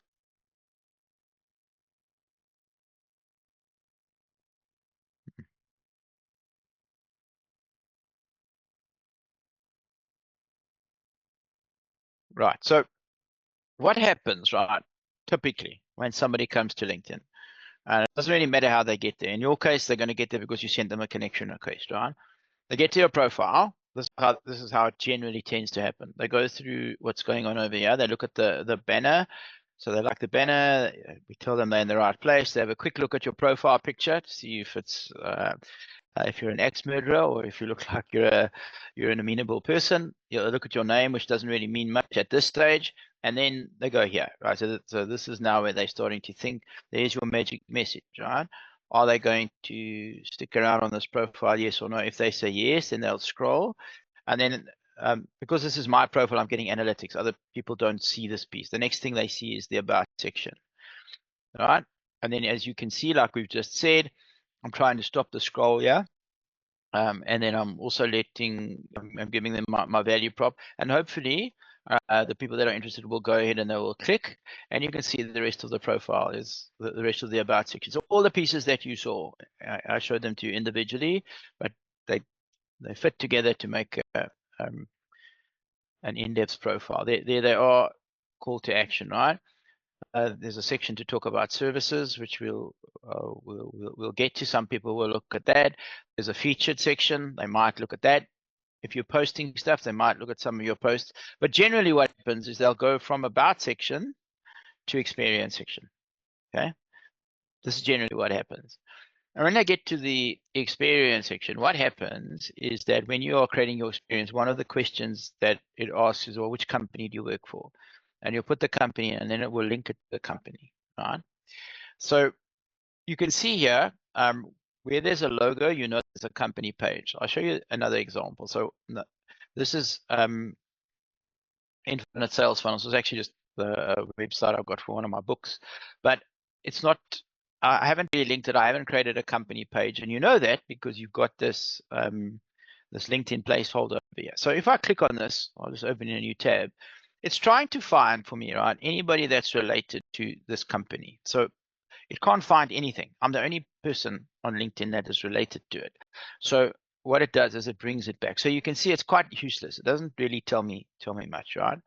However, if we go here, where there's a company name and a logo, and if I click on open, and now what happens is it takes you to the company page, right? Let me show you how you would see it. This is how everybody sees the company page except me. So this is what they see, right?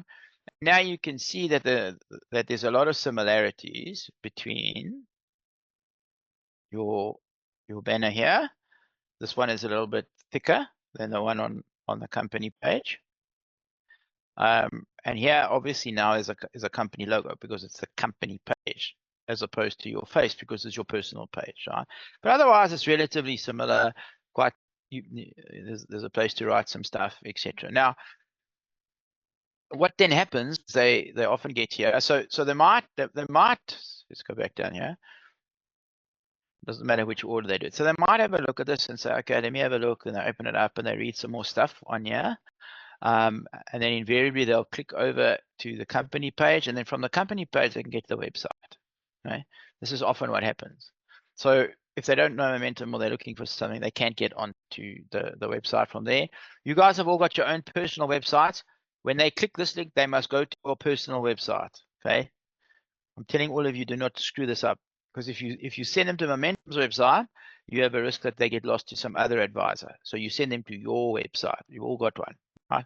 That's the link that this must go to, and then they check out your website, and then they've obviously checked this out, and then they'll come back, and now they say, okay, now I'm happy. Right? So it's a little bit of a process, right, that people go through and they follow, but this is the way that they flow through. So what a lot of people do is, because they think that this is linked to the company, the stuff that they put here, right, is information that they go to the company page and it says, oh, this is Momentum, we were established in this time, we do all these things, we're amazing. No, it's not to do with Momentum. Momentum has their own company page, this thing. That's for them to sell there. It's not for you. Here, this must be all about you and what you can do to help your clients, right, to get the right answer. So bearing that in mind, now that you know that, this is important. So let's go back to, let's go back here. Yeah. So as you've seen, this is what it looks like when you get onto the experience section. So the company name and the company logo, right, that's going to happen from your own page. So some of you might have to create a different company logo because it needs to go to your page. You can't link yours to Momentum because that's Momentum's page, right? So you can't take that. And I think you might have to create your own company page in order to link it, right? Not a big deal. You have a company page, it's all about you anyway. We'll help you to fix that in due course. Then over here, this is also important, right? This is the experience that you claim to have. Now, most of you will just say financial advisor or financial advisor in Momentum, but you've got an opportunity to say a little bit more here. Okay, this is the way you want to think about this. This is like very important for SEO, and it translates to one of the most important, in fact, the most important LinkedIn filter when people are searching on LinkedIn or Sales Navigator, right? It pulls the information just from this block. So how you describe yourself is going to affect how you show up in search for a lot of people, right? So what you want to do is over here, you want to think, okay, well, how do people, what would they search for if they were looking for me? That's the question you need to answer. And you want to try and put as much of that in here. I think we only have 75 characters, so you can't go too crazy. But let me show you what I mean. Let's say that I had just said LinkedIn lead generation expert. Let's say that's all that I said, right? So when the algorithm is trying to determine who to return results for, I can get found for the word LinkedIn. I can get found for LinkedIn lead generation. I can get found for lead generation expert, LinkedIn expert. You see, that's how the algorithm puts it together. But now, as soon as I add in lead and client generation expert, and then I say for accountants and financial advisors, what I've just done is I've increased the chances of me being found probably by a factor of 10, right? Because now I can get found for LinkedIn lead generation, LinkedIn client generation, LinkedIn lead generation expert, LinkedIn client generation expert, lead generation expert, lead and client generation expert, LinkedIn lead generation expert for accountants, lead generation, and it goes on and on and on, right? Can you see how I've exponentially expanded the chances of me being found? And this doesn't even look weird, right? It looks quite normal. LinkedIn lead and client generation expert for accountants and financial advisors. That's exactly what I do. So I want you guys to apply your minds and to think the people that are searching for you, what are they going to search for? You put that in here. Okay, so that's something you guys need to think about. And then the last piece, the description. Let's look at what goes in there. Okay, we've spoken about the job title. We've spoken about that. So the experience section itself. So this is what you want to bear in mind, right? Either they've searched for you, like we've just discussed, probably they received a connection request, right? The reason I say it's the money section is because think specifically if they had searched for you, right? And even if they are wanting to speak to you, they've got a specific problem that they want solved, okay? That's actually what's going on. So when they go to your profile, they want to know, can you solve my problem? So when I say this is the nuts and bolts, this is where you list all the stuff that you do, right? Because if somebody's looking for a will, they need to see there that you're going to create a will for them. They need to be able to see that, or a retirement annuity, or an income protection plan, or whatever the case might be, right? So you want to list all of the stuff that you do, or at least you want to make quite a big song and dance of the stuff that you've chosen to specialize in. Okay, and then again, this note again, remember this is your personal profile, so don't copy and paste the company stuff, right? I'm not saying you're not going to copy and paste some stuff from the company website. You probably are, might be from your website or theirs. So when you start listing all the stuff, like you actually only need bullet points, but they've already done all of it for you. You don't have to go and reinvent the wheel. That you can copy and paste, okay? But that's the only part of this. And here's the big problem. You'll run into this, you'll bash your head. You've only got 2,000 characters, right? And a space counts as a character on LinkedIn. So this is quite restrictive, and you've got to kind of make it work within that. So what we found, right, is that there's really only 4 key pieces that you really need in the experience section. There's some other stuff that you can do, but there's 4 that you really need. The first one is you want to describe, and I should not have said what your company does. I should have said what you do at your company, right, for you. This is not about the company. This is about you. What do you do? How do you help your clients? How do you substantiate your value proposition that you made earlier on in your LinkedIn headline, right? Don't worry about credibility. We've already dealt with that earlier, and we will deal with that in the about section. The next thing is, who do you work with? Right. So the best way to think about this is that think about it like a classified ad.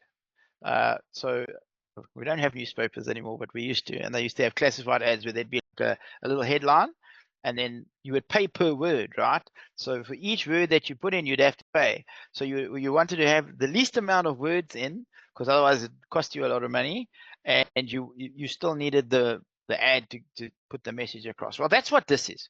So for each of these sections, you're going to have like a little headline. So that's the headline of the ad. And then you want to just put in the information so that people can just know that they're in the right place. And some people won't go through that process that I showed you to get to your experience section. Some people go straight there. Okay. And if they go straight there, your experience section has to be able to stand on its own and tell people what you do. And so that's why the first thing you do is you say what it is that you do. And then the next thing is who you do it for. Okay, so the niche that you have chosen, describe that person or that group of people, and you can be quite, you can put a little bit more emphasis on this, and you can also exclude people. So if you keep getting calls from certain people and you don't want to deal with them, then just say, listen, I'm not appropriate for this type of person. You can do that as well. Okay, so that's kind of cool. I'll show you an example of this in a minute. Then you got choice. You got the 2 3s. You got orange 3 on, which is on top, and blue 3 on the bottom. Orange 3 is probably the one you're going to do, right? This is where you're going to list the products and services that you offer, and this is where you can actually go back to either yours or Momentum's website and literally just copy and paste the stuff. You might have to tweak it a bit because of space and that, but fundamentally, those are the products and services that you provide. You don't need to reinvent the wheel. Go put it on there. Quite simple. And then, as we saw before, the call to action. This is often just your contact details. I often find with this, practically speaking, because 2,000 characters is so short. Remember, you've got 2,600 for the about section that we did earlier. This is only 2,000. It's a lot shorter, believe it or not. We're often struggling for space here. So you might not be able to get all of them in like we did before. You might not have space to list email and telephone and calendar, right? Pick the one that you think works the best for you. If you can list them all, list them all. But if you're stuck for space, at least have one, okay? You must have a way to contact you, because if this is the money page and this is, they just needed to see that you do wills, and now they're going to call you or book an appointment, like, don't make them go and search for that information. Like, just have it right there on the page. And that's really the key stuff that I want you guys to do for now. Right? There's some other stuff if you have space, but you won't have. Like if there's some key outcomes that you can produce, you'd list that. If you've got testimonials, etc., you can list that. And I'm going to show you a little bit about rich media. That's where you essentially have an opportunity to put a visual image onto your profile, and then when people click it, it'll take them somewhere. It'll take them to a different website probably, or a place to download something. I'll show you some examples of that in a minute. But let's have a quick look at this. So here's an example of what we do, right? So I'd say we are professionals, service providers, and entrepreneurs who are clients in the B2B space to get at least 2 new clients every month forever. We either do this with you, or we empower you to do it yourself, so you no longer have to rely on referrals and updated pre-COVID methods that no longer work. So if you think about the process you're going through, that's exactly it. If you didn't know anything and you landed on the LinkedIn profile, this at least gives you a little bit of context. Okay, it's not very long, but you know what it's about. Okay, that's the first thing. Then the next thing is, well, who's it for? So now I can say, look, we specialize in accountants and financial advisors. And then I go on to say we help individuals who need regular clients and sales managers and directors who are responsible for their team meeting targets. Okay, not long and involved, but I got a question actually the other day from somebody who said, do you deal with individuals? He messaged this to me. I said yes, and after I said yes, then he booked a call. So be as prescriptive as you can. You're just letting people know that they're in the right place and this is for them. Then mine is not a very good example for services because I don't have a lot. Okay, best-selling author of books showing you how to get clients, right? Webinars teaching the systems, group and individual mentoring, helping individuals and teams implement a personalized system to generate 4 to 8 leads and a minimum of 2 clients a month. Done for you LinkedIn profile service, writing of messages, and LinkedIn consulting, right?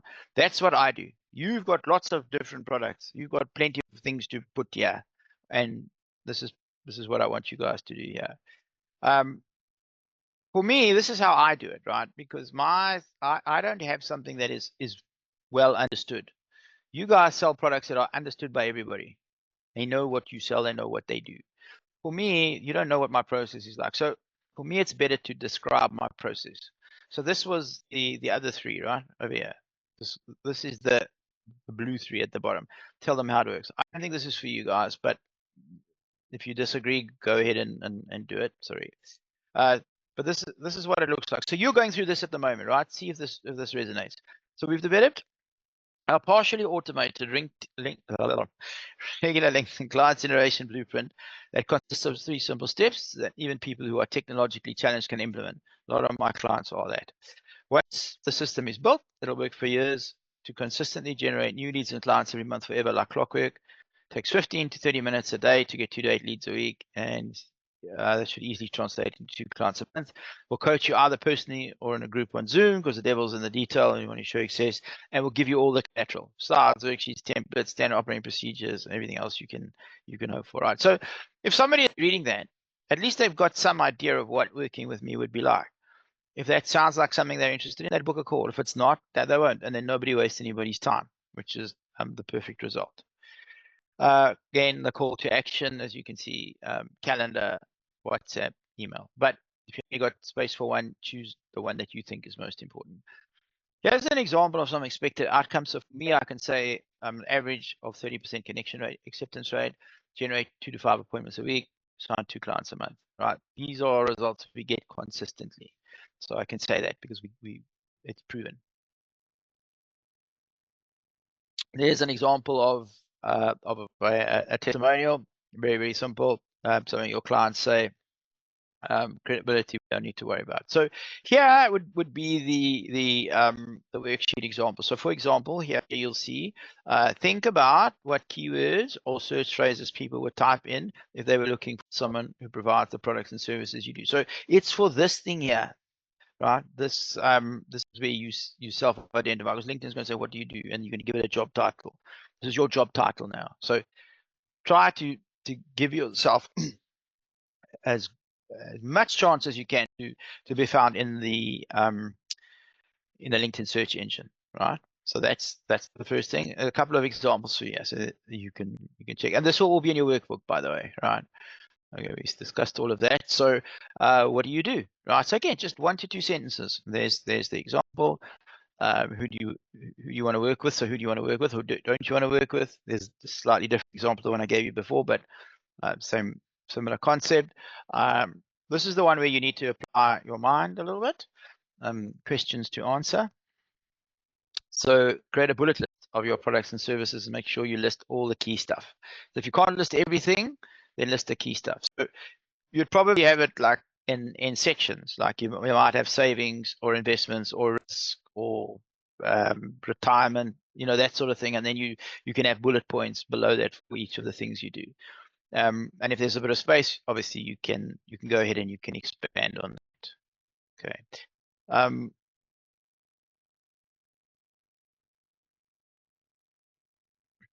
Okay, that I showed you earlier. Call to action again, whatever you've got space for. The one thing that I haven't shown you yet, there's another example for outcomes. There's an example for testimonials. So if you use rich media, right? This is very cool, by the way. For those of you that can, I will show you an example of this in just a minute, and I'll show you why it's so cool also.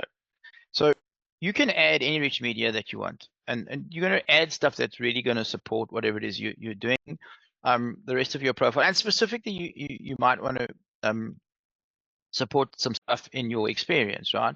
So these are the formats you can technically upload. So you can upload a PDF or any Microsoft document, and obviously some images. Now, let me actually show you what this looks like, because this is quite nice. So going back to my profile, let me just refresh this so that you can see what it looks like. See, this is what happens when you get into it. You get all these messages. These are all people that are talking to me now, but I'll speak to them later. Right. So as you can see, I've got these little thumbnails at the bottom here, right? So this is what we're talking about.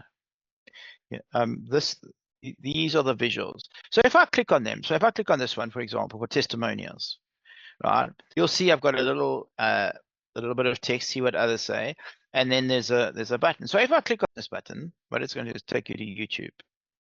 Yeah, we don't want to watch that. We don't want to watch the ads, but after the ads, when this shit is finished, it will then show the testimonials, right? So you can see that I took it from here to somewhere else, to a different place. In this case, it was YouTube. And this is the size. That's the banner. So on Canva, I went and I created this big banner. I didn't say much on it because, as you can see, when you see it on LinkedIn, it looks little like that. But you can still read that. So it's testimonials. Here's a different one for a company profile, right? So you might have stuff about yourself, your own bio, something about the products that you're selling. And again, if I go there now, what it does is it takes me. So I've got this uploaded somewhere, and you can just download it or download the PDF, right? So that's the sort of power, right, that you have with this. So this is something you might want to consider. You don't have to, but look what it does, right? Firstly, it adds a little bit of color, and secondly, it adds a little bit more depth. So testimonials is like a good one, because look, I don't think I even did. I had one testimonial here, and in this other one, I don't even think I had space for a testimonial. Gee, they don't even have space. But if you've got testimonials and you want to show them, then that's great. Put them into some sort of document that they can download. But this is kind of a cool way to do that. So that's what I mean when I talk about this rich media. It's this stuff over here. Okay, so pretty cool. Lots of stuff that you can add. And I think that's probably the main stuff I wanted to cover with you today, as far as all this is concerned. So homework wise, okay, let's talk a little bit about this. So first thing I'm going to do, let me just do this quickly. I need to give you some docs. So I'm going to add into the chat some documents for you guys to download. Give me a second while I just find it. It will be that one. Okay, first one's there. First one is a Word document, and then you've got a PDF come in as well. We can go through them now. So let me talk you through this, because some of this is actually quite cool stuff to have. So the first one is the Power Profile workbook, right? So let me just send a message.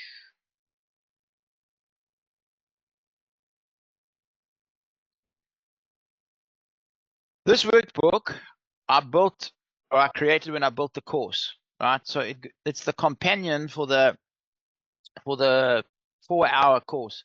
So I've been very fastidious in it, where I've got a lot of examples. A lot of them you've already seen, right? So this is not going to be a great surprise when you see this workbook, but it really does make a difference. So let me show you what this workbook looks like. Let me just open it here, show you what's in it.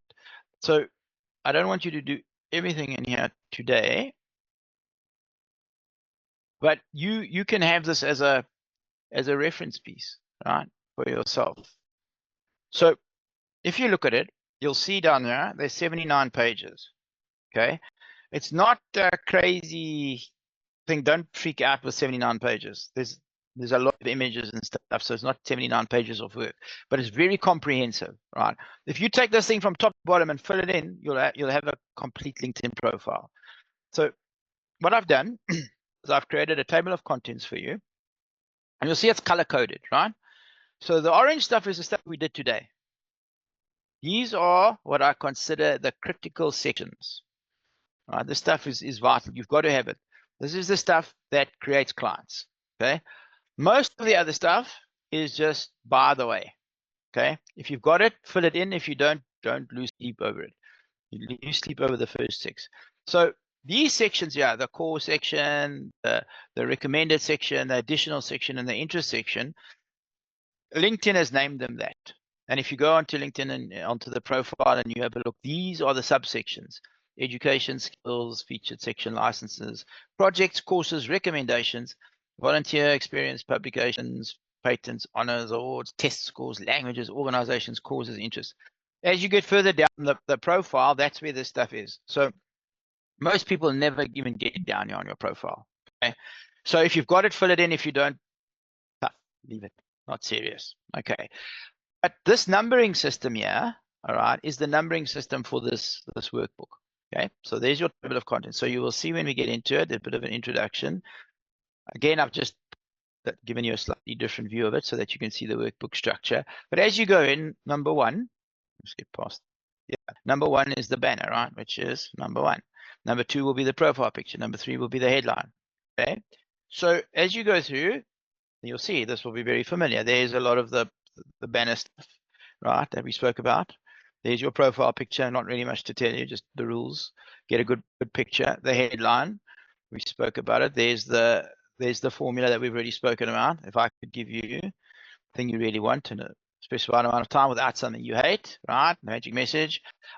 You do not have to do this piece. You'll see here. Let me just. You'll see here. I say I want you to fill in section 1, 2, 3A, 4, 5, and 6. Okay?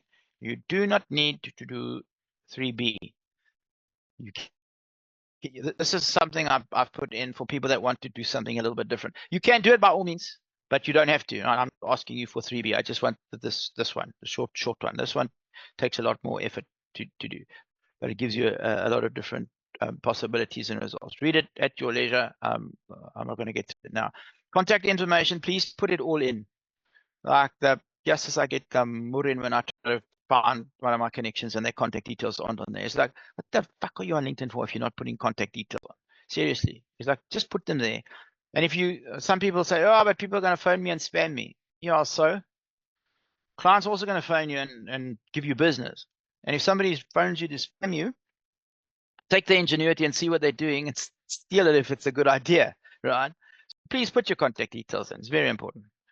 All the stuff that you need: email address, phone number.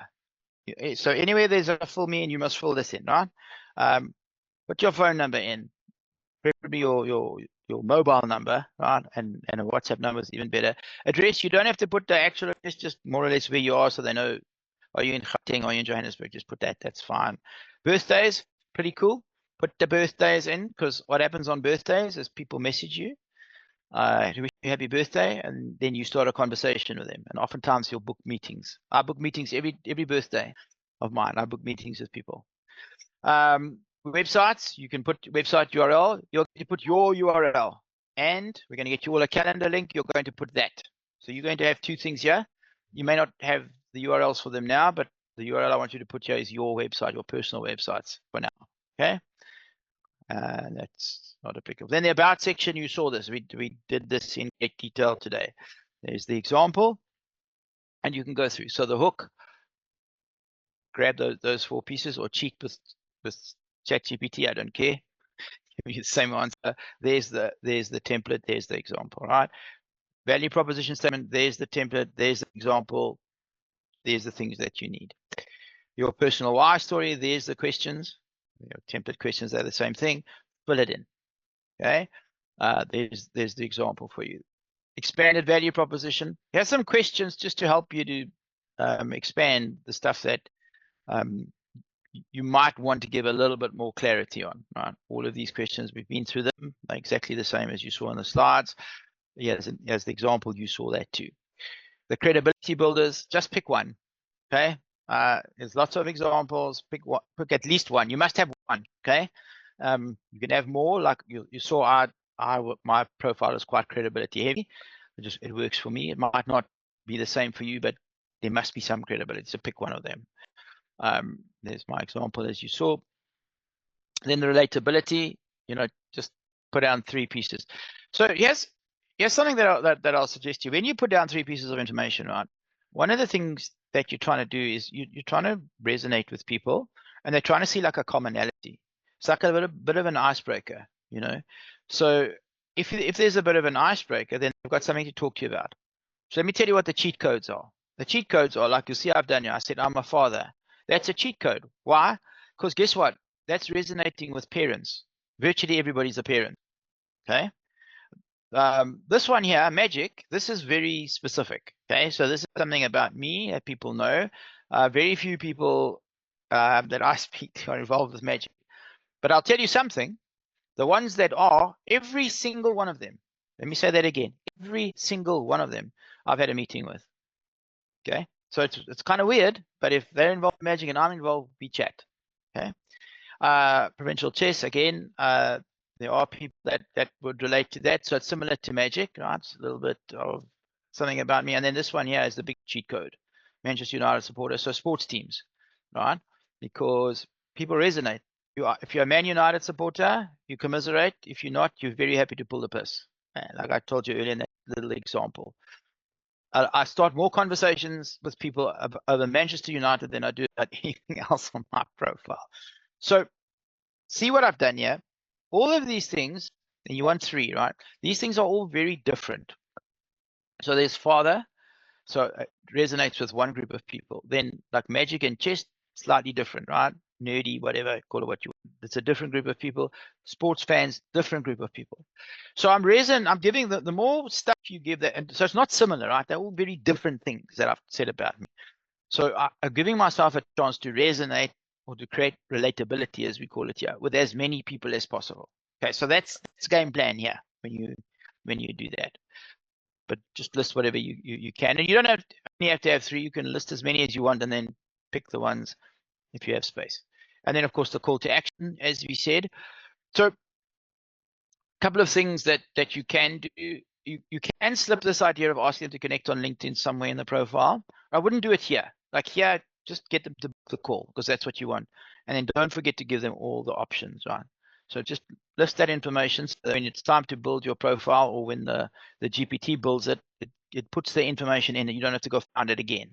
So just put the information in there. Then the experience section, as we saw, you're gonna give yourself a go at finding the keywords.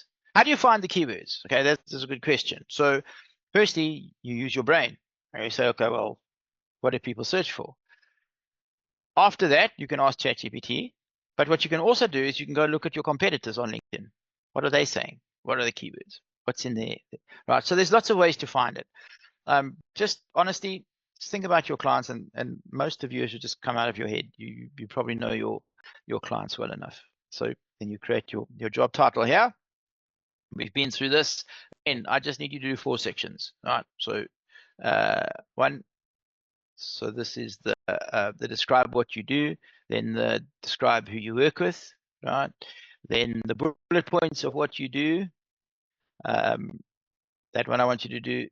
If this one works for you, use it. If not, ignore this one. You only need the one. You don't need both. This is 3A or 3B. And then your call to action. Again, just copy and paste whatever you did, the about section. You don't have to redo this. And that's essentially what I want you to do for homework. Okay. Oh, this is testimonials and things, rich media. So if it's not applicable, ignore it. If it is, grab it, do it. Don't worry about credibility. We've done that, or you will have done that. And then we get into other stuff, which in your own time, if you want to use this, great, use it. But the first 7 sections, as you've seen, that's key for us for today. Sorry, the first 6 sections. So that's what I want you to do for homework. So if I go back here, you will see I want you to complete it, and hopefully you guys have all downloaded it now. Okay. This would not be right here. This should be here. Let's get rid of this. It does not belong there. Then, oh shit, it does. I think no, it doesn't. Sorry. That's the first thing. Then what I want you to do is I want you to grab a doc. You can go to Google Docs, or you can just grab the Word document that I gave you. Same thing. It's going to do exactly the same process for you.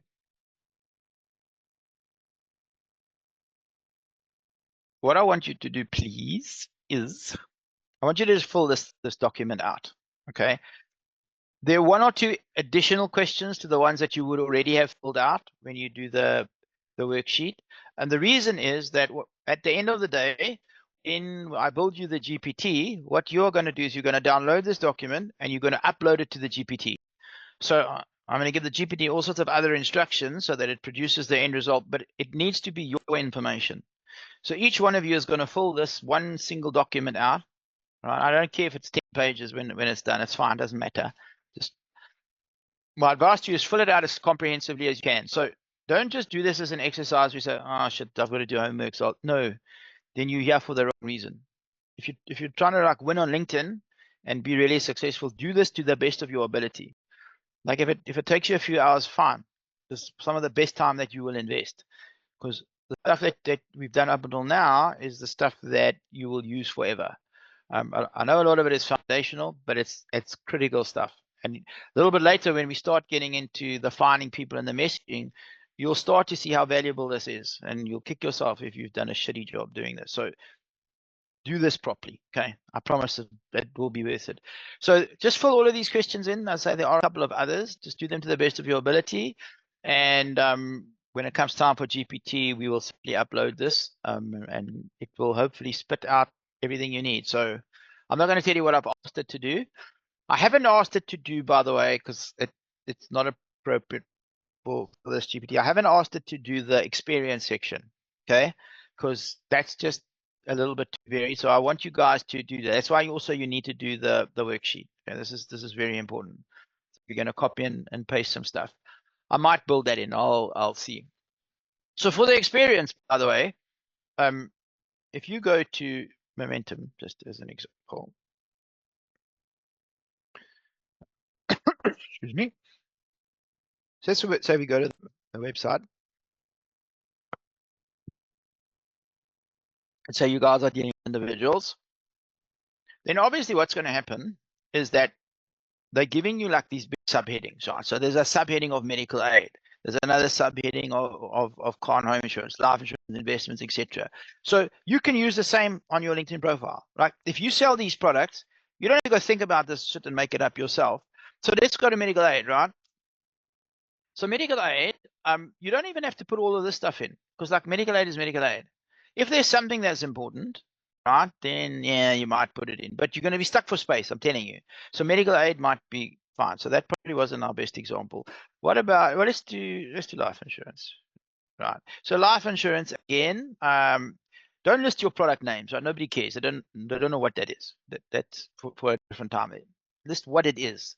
Okay, again, save up to 35% on your premiums with personalized. Like if that's true and this works, you can say that, right? Secure lump sum payouts, protect your income. You can put that, you know, because those are things. That's what people are looking for: income protection, etc., etc. That's what they're looking for. But you don't need all of this. You just need little bullet points. So you've got life insurance maybe as your main headline, and then 2 or 3 bullet points, right? And this will be the same for everything. Investments. Let's see what we've got for investments, right? We've got lump sum investments. We've got annuity shit. Shares, etc., etc. Unit trust. Just list all that stuff. Tax-free investment savings, local investments overseas. It's not rocket science. Just list all the stuff that you do. So you don't have to go reinvent the wheel completely, right? All you need to do is go to Momentum's website and say, well, which of these products and services am I selling? And then list them. Okay. So I suggest you do this idea.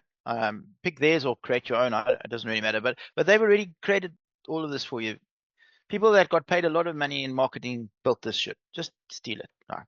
You don't have to reinvent the wheel. So you have the headlines, and then you just have a couple of key points as to what it is. Because people just want to know, can you do X, Y, Z? So just have those keywords: wills, estate planning, trusts, retirement annuity, tax-free savings account. Like that's the shit people are looking for. Just tell them that you do that. Right? Don't big explanation. If you've got space, sure, then put in some more benefits. If you don't, then just list it. And you trust me, 2,000 characters goes real quick. Okay, so that's really how simple it is to do the experience section. And as I say, sorry, yeah, just fill this thing out, either this or the Word document that you've got. Okay. The good news is I'm done for today. So let's just see if you guys have any questions. Has everybody got all the documents? So the 2 docs that I uploaded, the Word doc and the, you know what, I should give you this link as well for those of you that want to do this. Sorry, let me grab this link. I'll put the link in the chat. For those of you that want to just do it on Google, there's the Google Doc. You can just access that, but it's the same as the Word doc. It's exactly the same. I just downloaded the Google Doc. Okay. Questions, comments, suggestions, aha moments.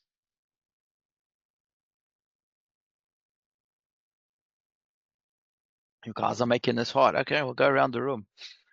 My rule is whoever is first on my screen, that's the order we go in. So Gert, you're it. Sorry, you first. No, you're welcome. No, I'm happy. I saw your stuff, and I think it's going to blend in with what I want to do. So I'm going to do it. And my question to you is, can I start? I've already deleted a lot of all the people on because I never gave any attention to LinkedIn in my life. I just saw it as a bunch of crap. Obviously, my mind has changed now.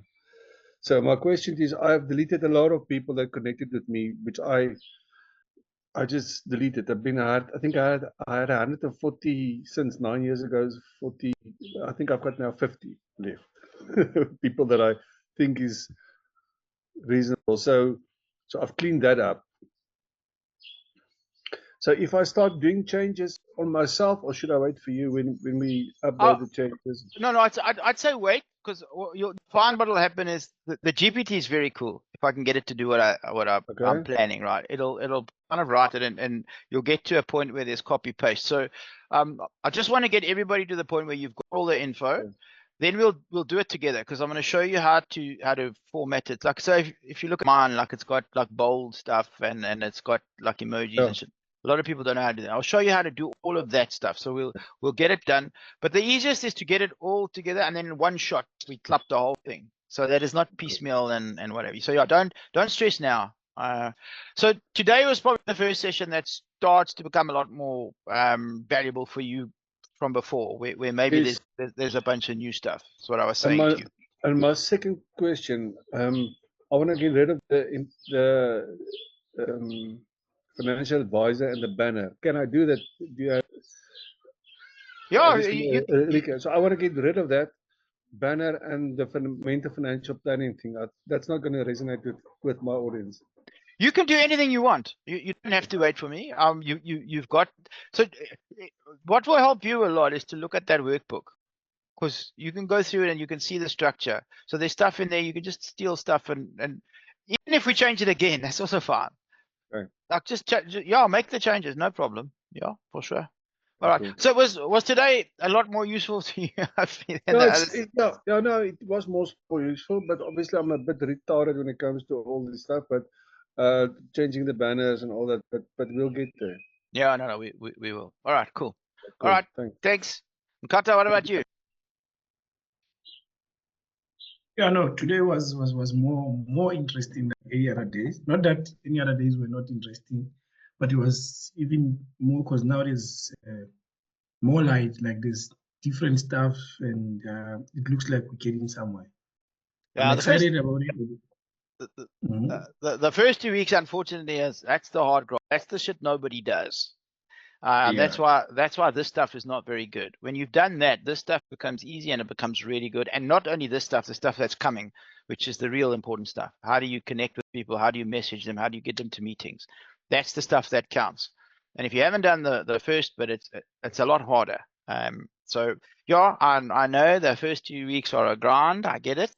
But this is where it starts to get real. And then after this, we'll get into messaging, and then you guys will really start to spark. So, but all right, good. Yeah, the first Okay. 2 weeks were in fact were helping, because I'm looking at the template.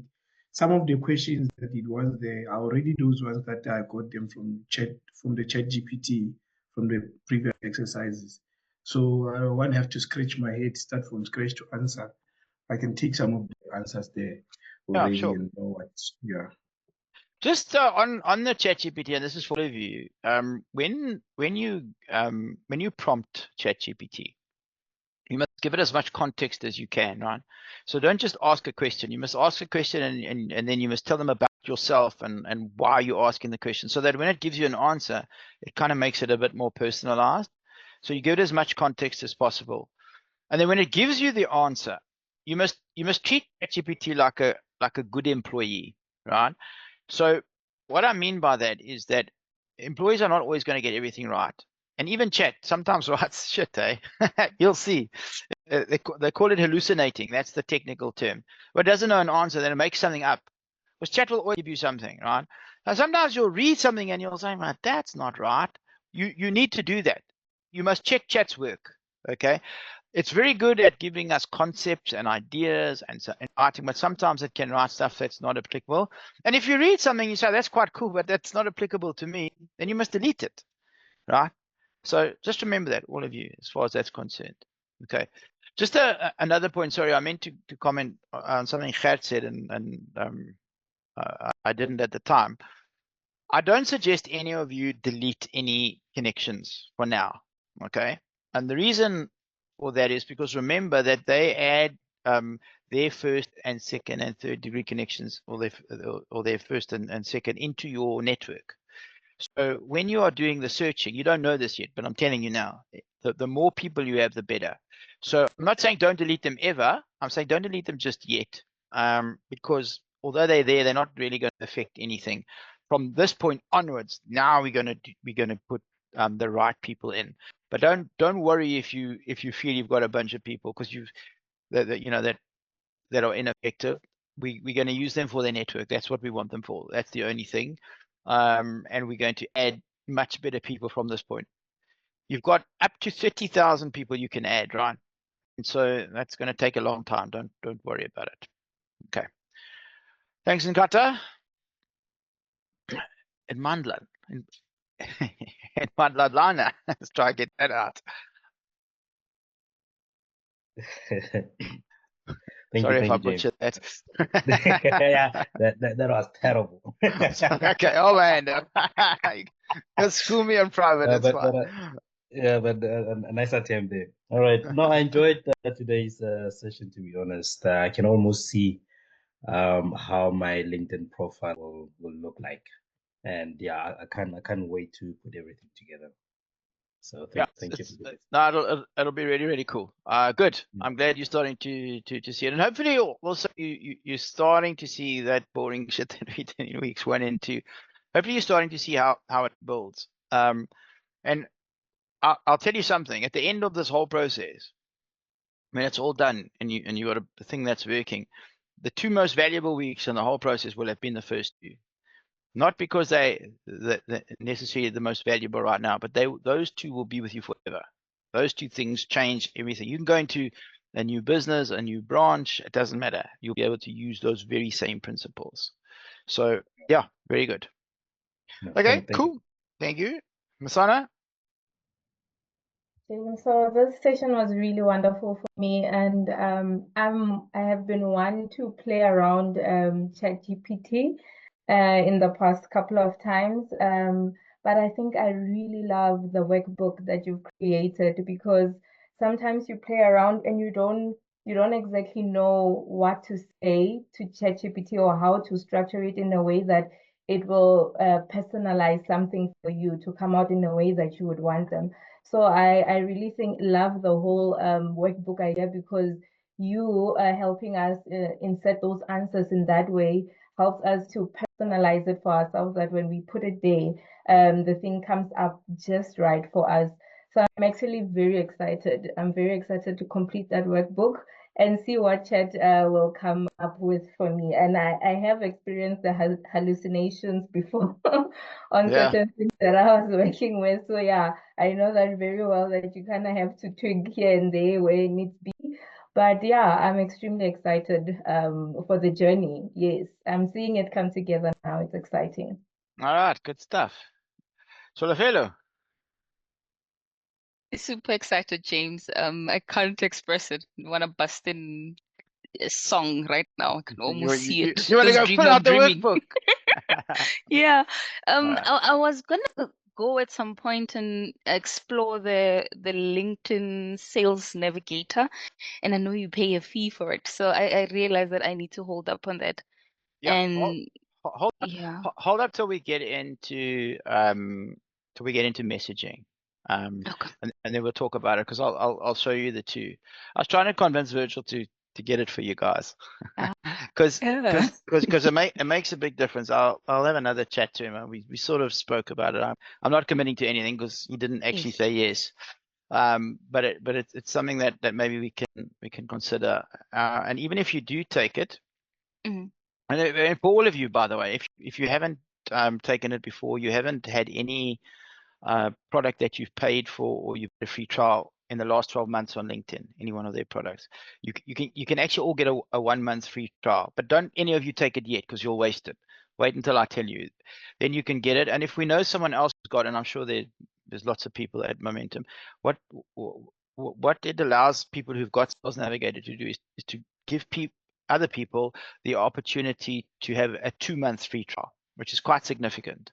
So we'll try to get that all done. I'm sure we'll find the right people. I've given all mine out. LinkedIn limits you to 15. I've given mine all out to clients. So I can't give any of you anymore, because they've stopped me. But I'm sure there'll be folks at Momentum. So I'm going to talk to you about Sales Navigator. It's very powerful. But hold on to that thought. So if any of you are thinking about getting it, don't do it now. Okay, wait. you'll get a much better result, and you'll be able to get the full value. Right now, you'll waste it. Okay, 'cause noted. Thanks. you're not really ready. Okay, cool. Tsetso. Hi, James. For me, like it was informative session, and happy that just starting to take LinkedIn in a positive manner, because it was something that I was just looking at, and I heard it just because people are having it, and now I can see that it's a lot. There's a lot that I can use for, and the how to play with it and how to get more information that you can be more recognizable and attract more clients on it. So like I'm learning a lot from this session. Okay, cool. You see nothing yet, my friend. The cool stuff's still coming. But good. Okay, I'm glad you're starting to see the light. It's very powerful, as you'll see. Lucas, what about you? I think Lucas has gone to the toilet. While we wait for Lucas, quick question for you guys. We did a Q&A session on Tuesday, which was quite poorly attended. So my question to you is, should we can them and just cram everything into these sessions? Because I think we could probably do a little bit of work here where we can do a little bit of Q&A. And you're going to find, by the way, the sessions are going to get a lot more practical from now also.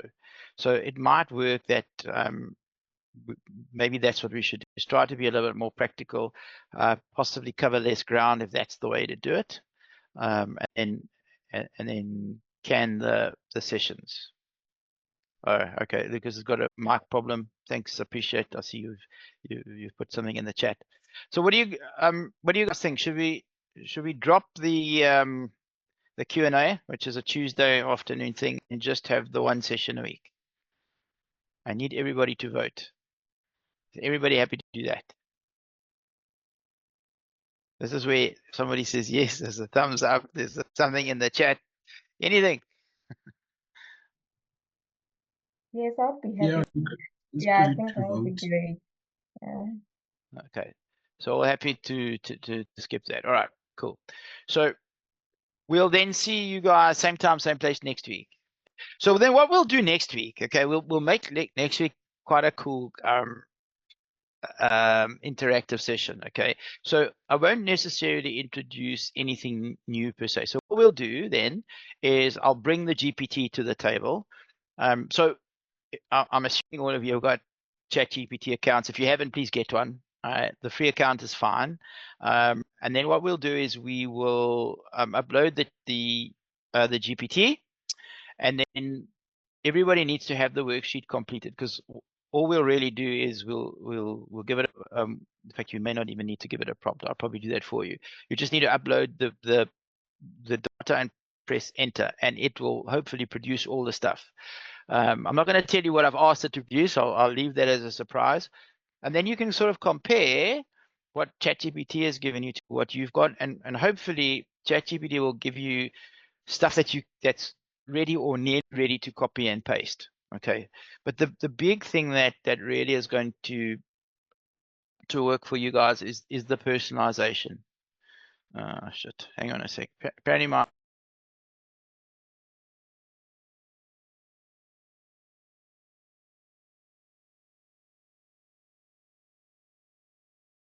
Can you guys hear me? Somebody let me know. You're back Yes, now. we can now. Guys, can you hear me? Yes, Yes. no? Okay. Sorry, I got a message that something had gone on with my mic. Yeah, so when you're working with ChatGPT or any of the models, the key thing, right, is to give it personal information. So ChatGPT will give you an answer for any question you ask it. Okay. So what we'll do is I'll show you how to use ChatGPT a little bit better, and we'll use it as a team. to pull the answers, and then we'll have a look. It'll be quite cool to see what it's given us, so we can share a bit. So we'll make next week quite a practical session, and we'll base it around this. There are one or two other things that I still want to show you on the profile. So if we've got time, we'll do that. But we'll make next week quite a practical session then. But you must do the homework. Okay, that's critical. Must do the homework. Okay. Everybody happy? Awesome. Is that a next Yes, thank you. Thursday? Yeah, next Thursday. So we're going to can the Tuesday messages. The Tuesday meetings. We won't do them at all. We'll just combine everything into. If we change our minds later, then we might. Okay, but what's happening at the moment is it's quite a lot of the theoretical stuff. What I tend to find is later on, especially once we start the messaging, and that's when the group sessions, the Q&As become a lot more important. But we might just cram it all into the session. Let's see how we go in the next 2 or 3 weeks. But I think I think maybe in terms of where we're at, let's just do the one session for now. All right. All right, folks. That's a wrap. That's all for today. Thanks for coming. And yeah, go play, start creating some cool stuff. And next week we'll get quite close to building out a profile, and I'll share with you some other stuff, how to do all the formatting. I've got some other tips and tricks and tools and things I'll share with you to make that easy. All right. All right. Thank you, James. Thanks, James. All right, guys. We'll see you all next week. All right. Thanks. James. Cheers. Thanks. Bye. All right. Cheers. Bye.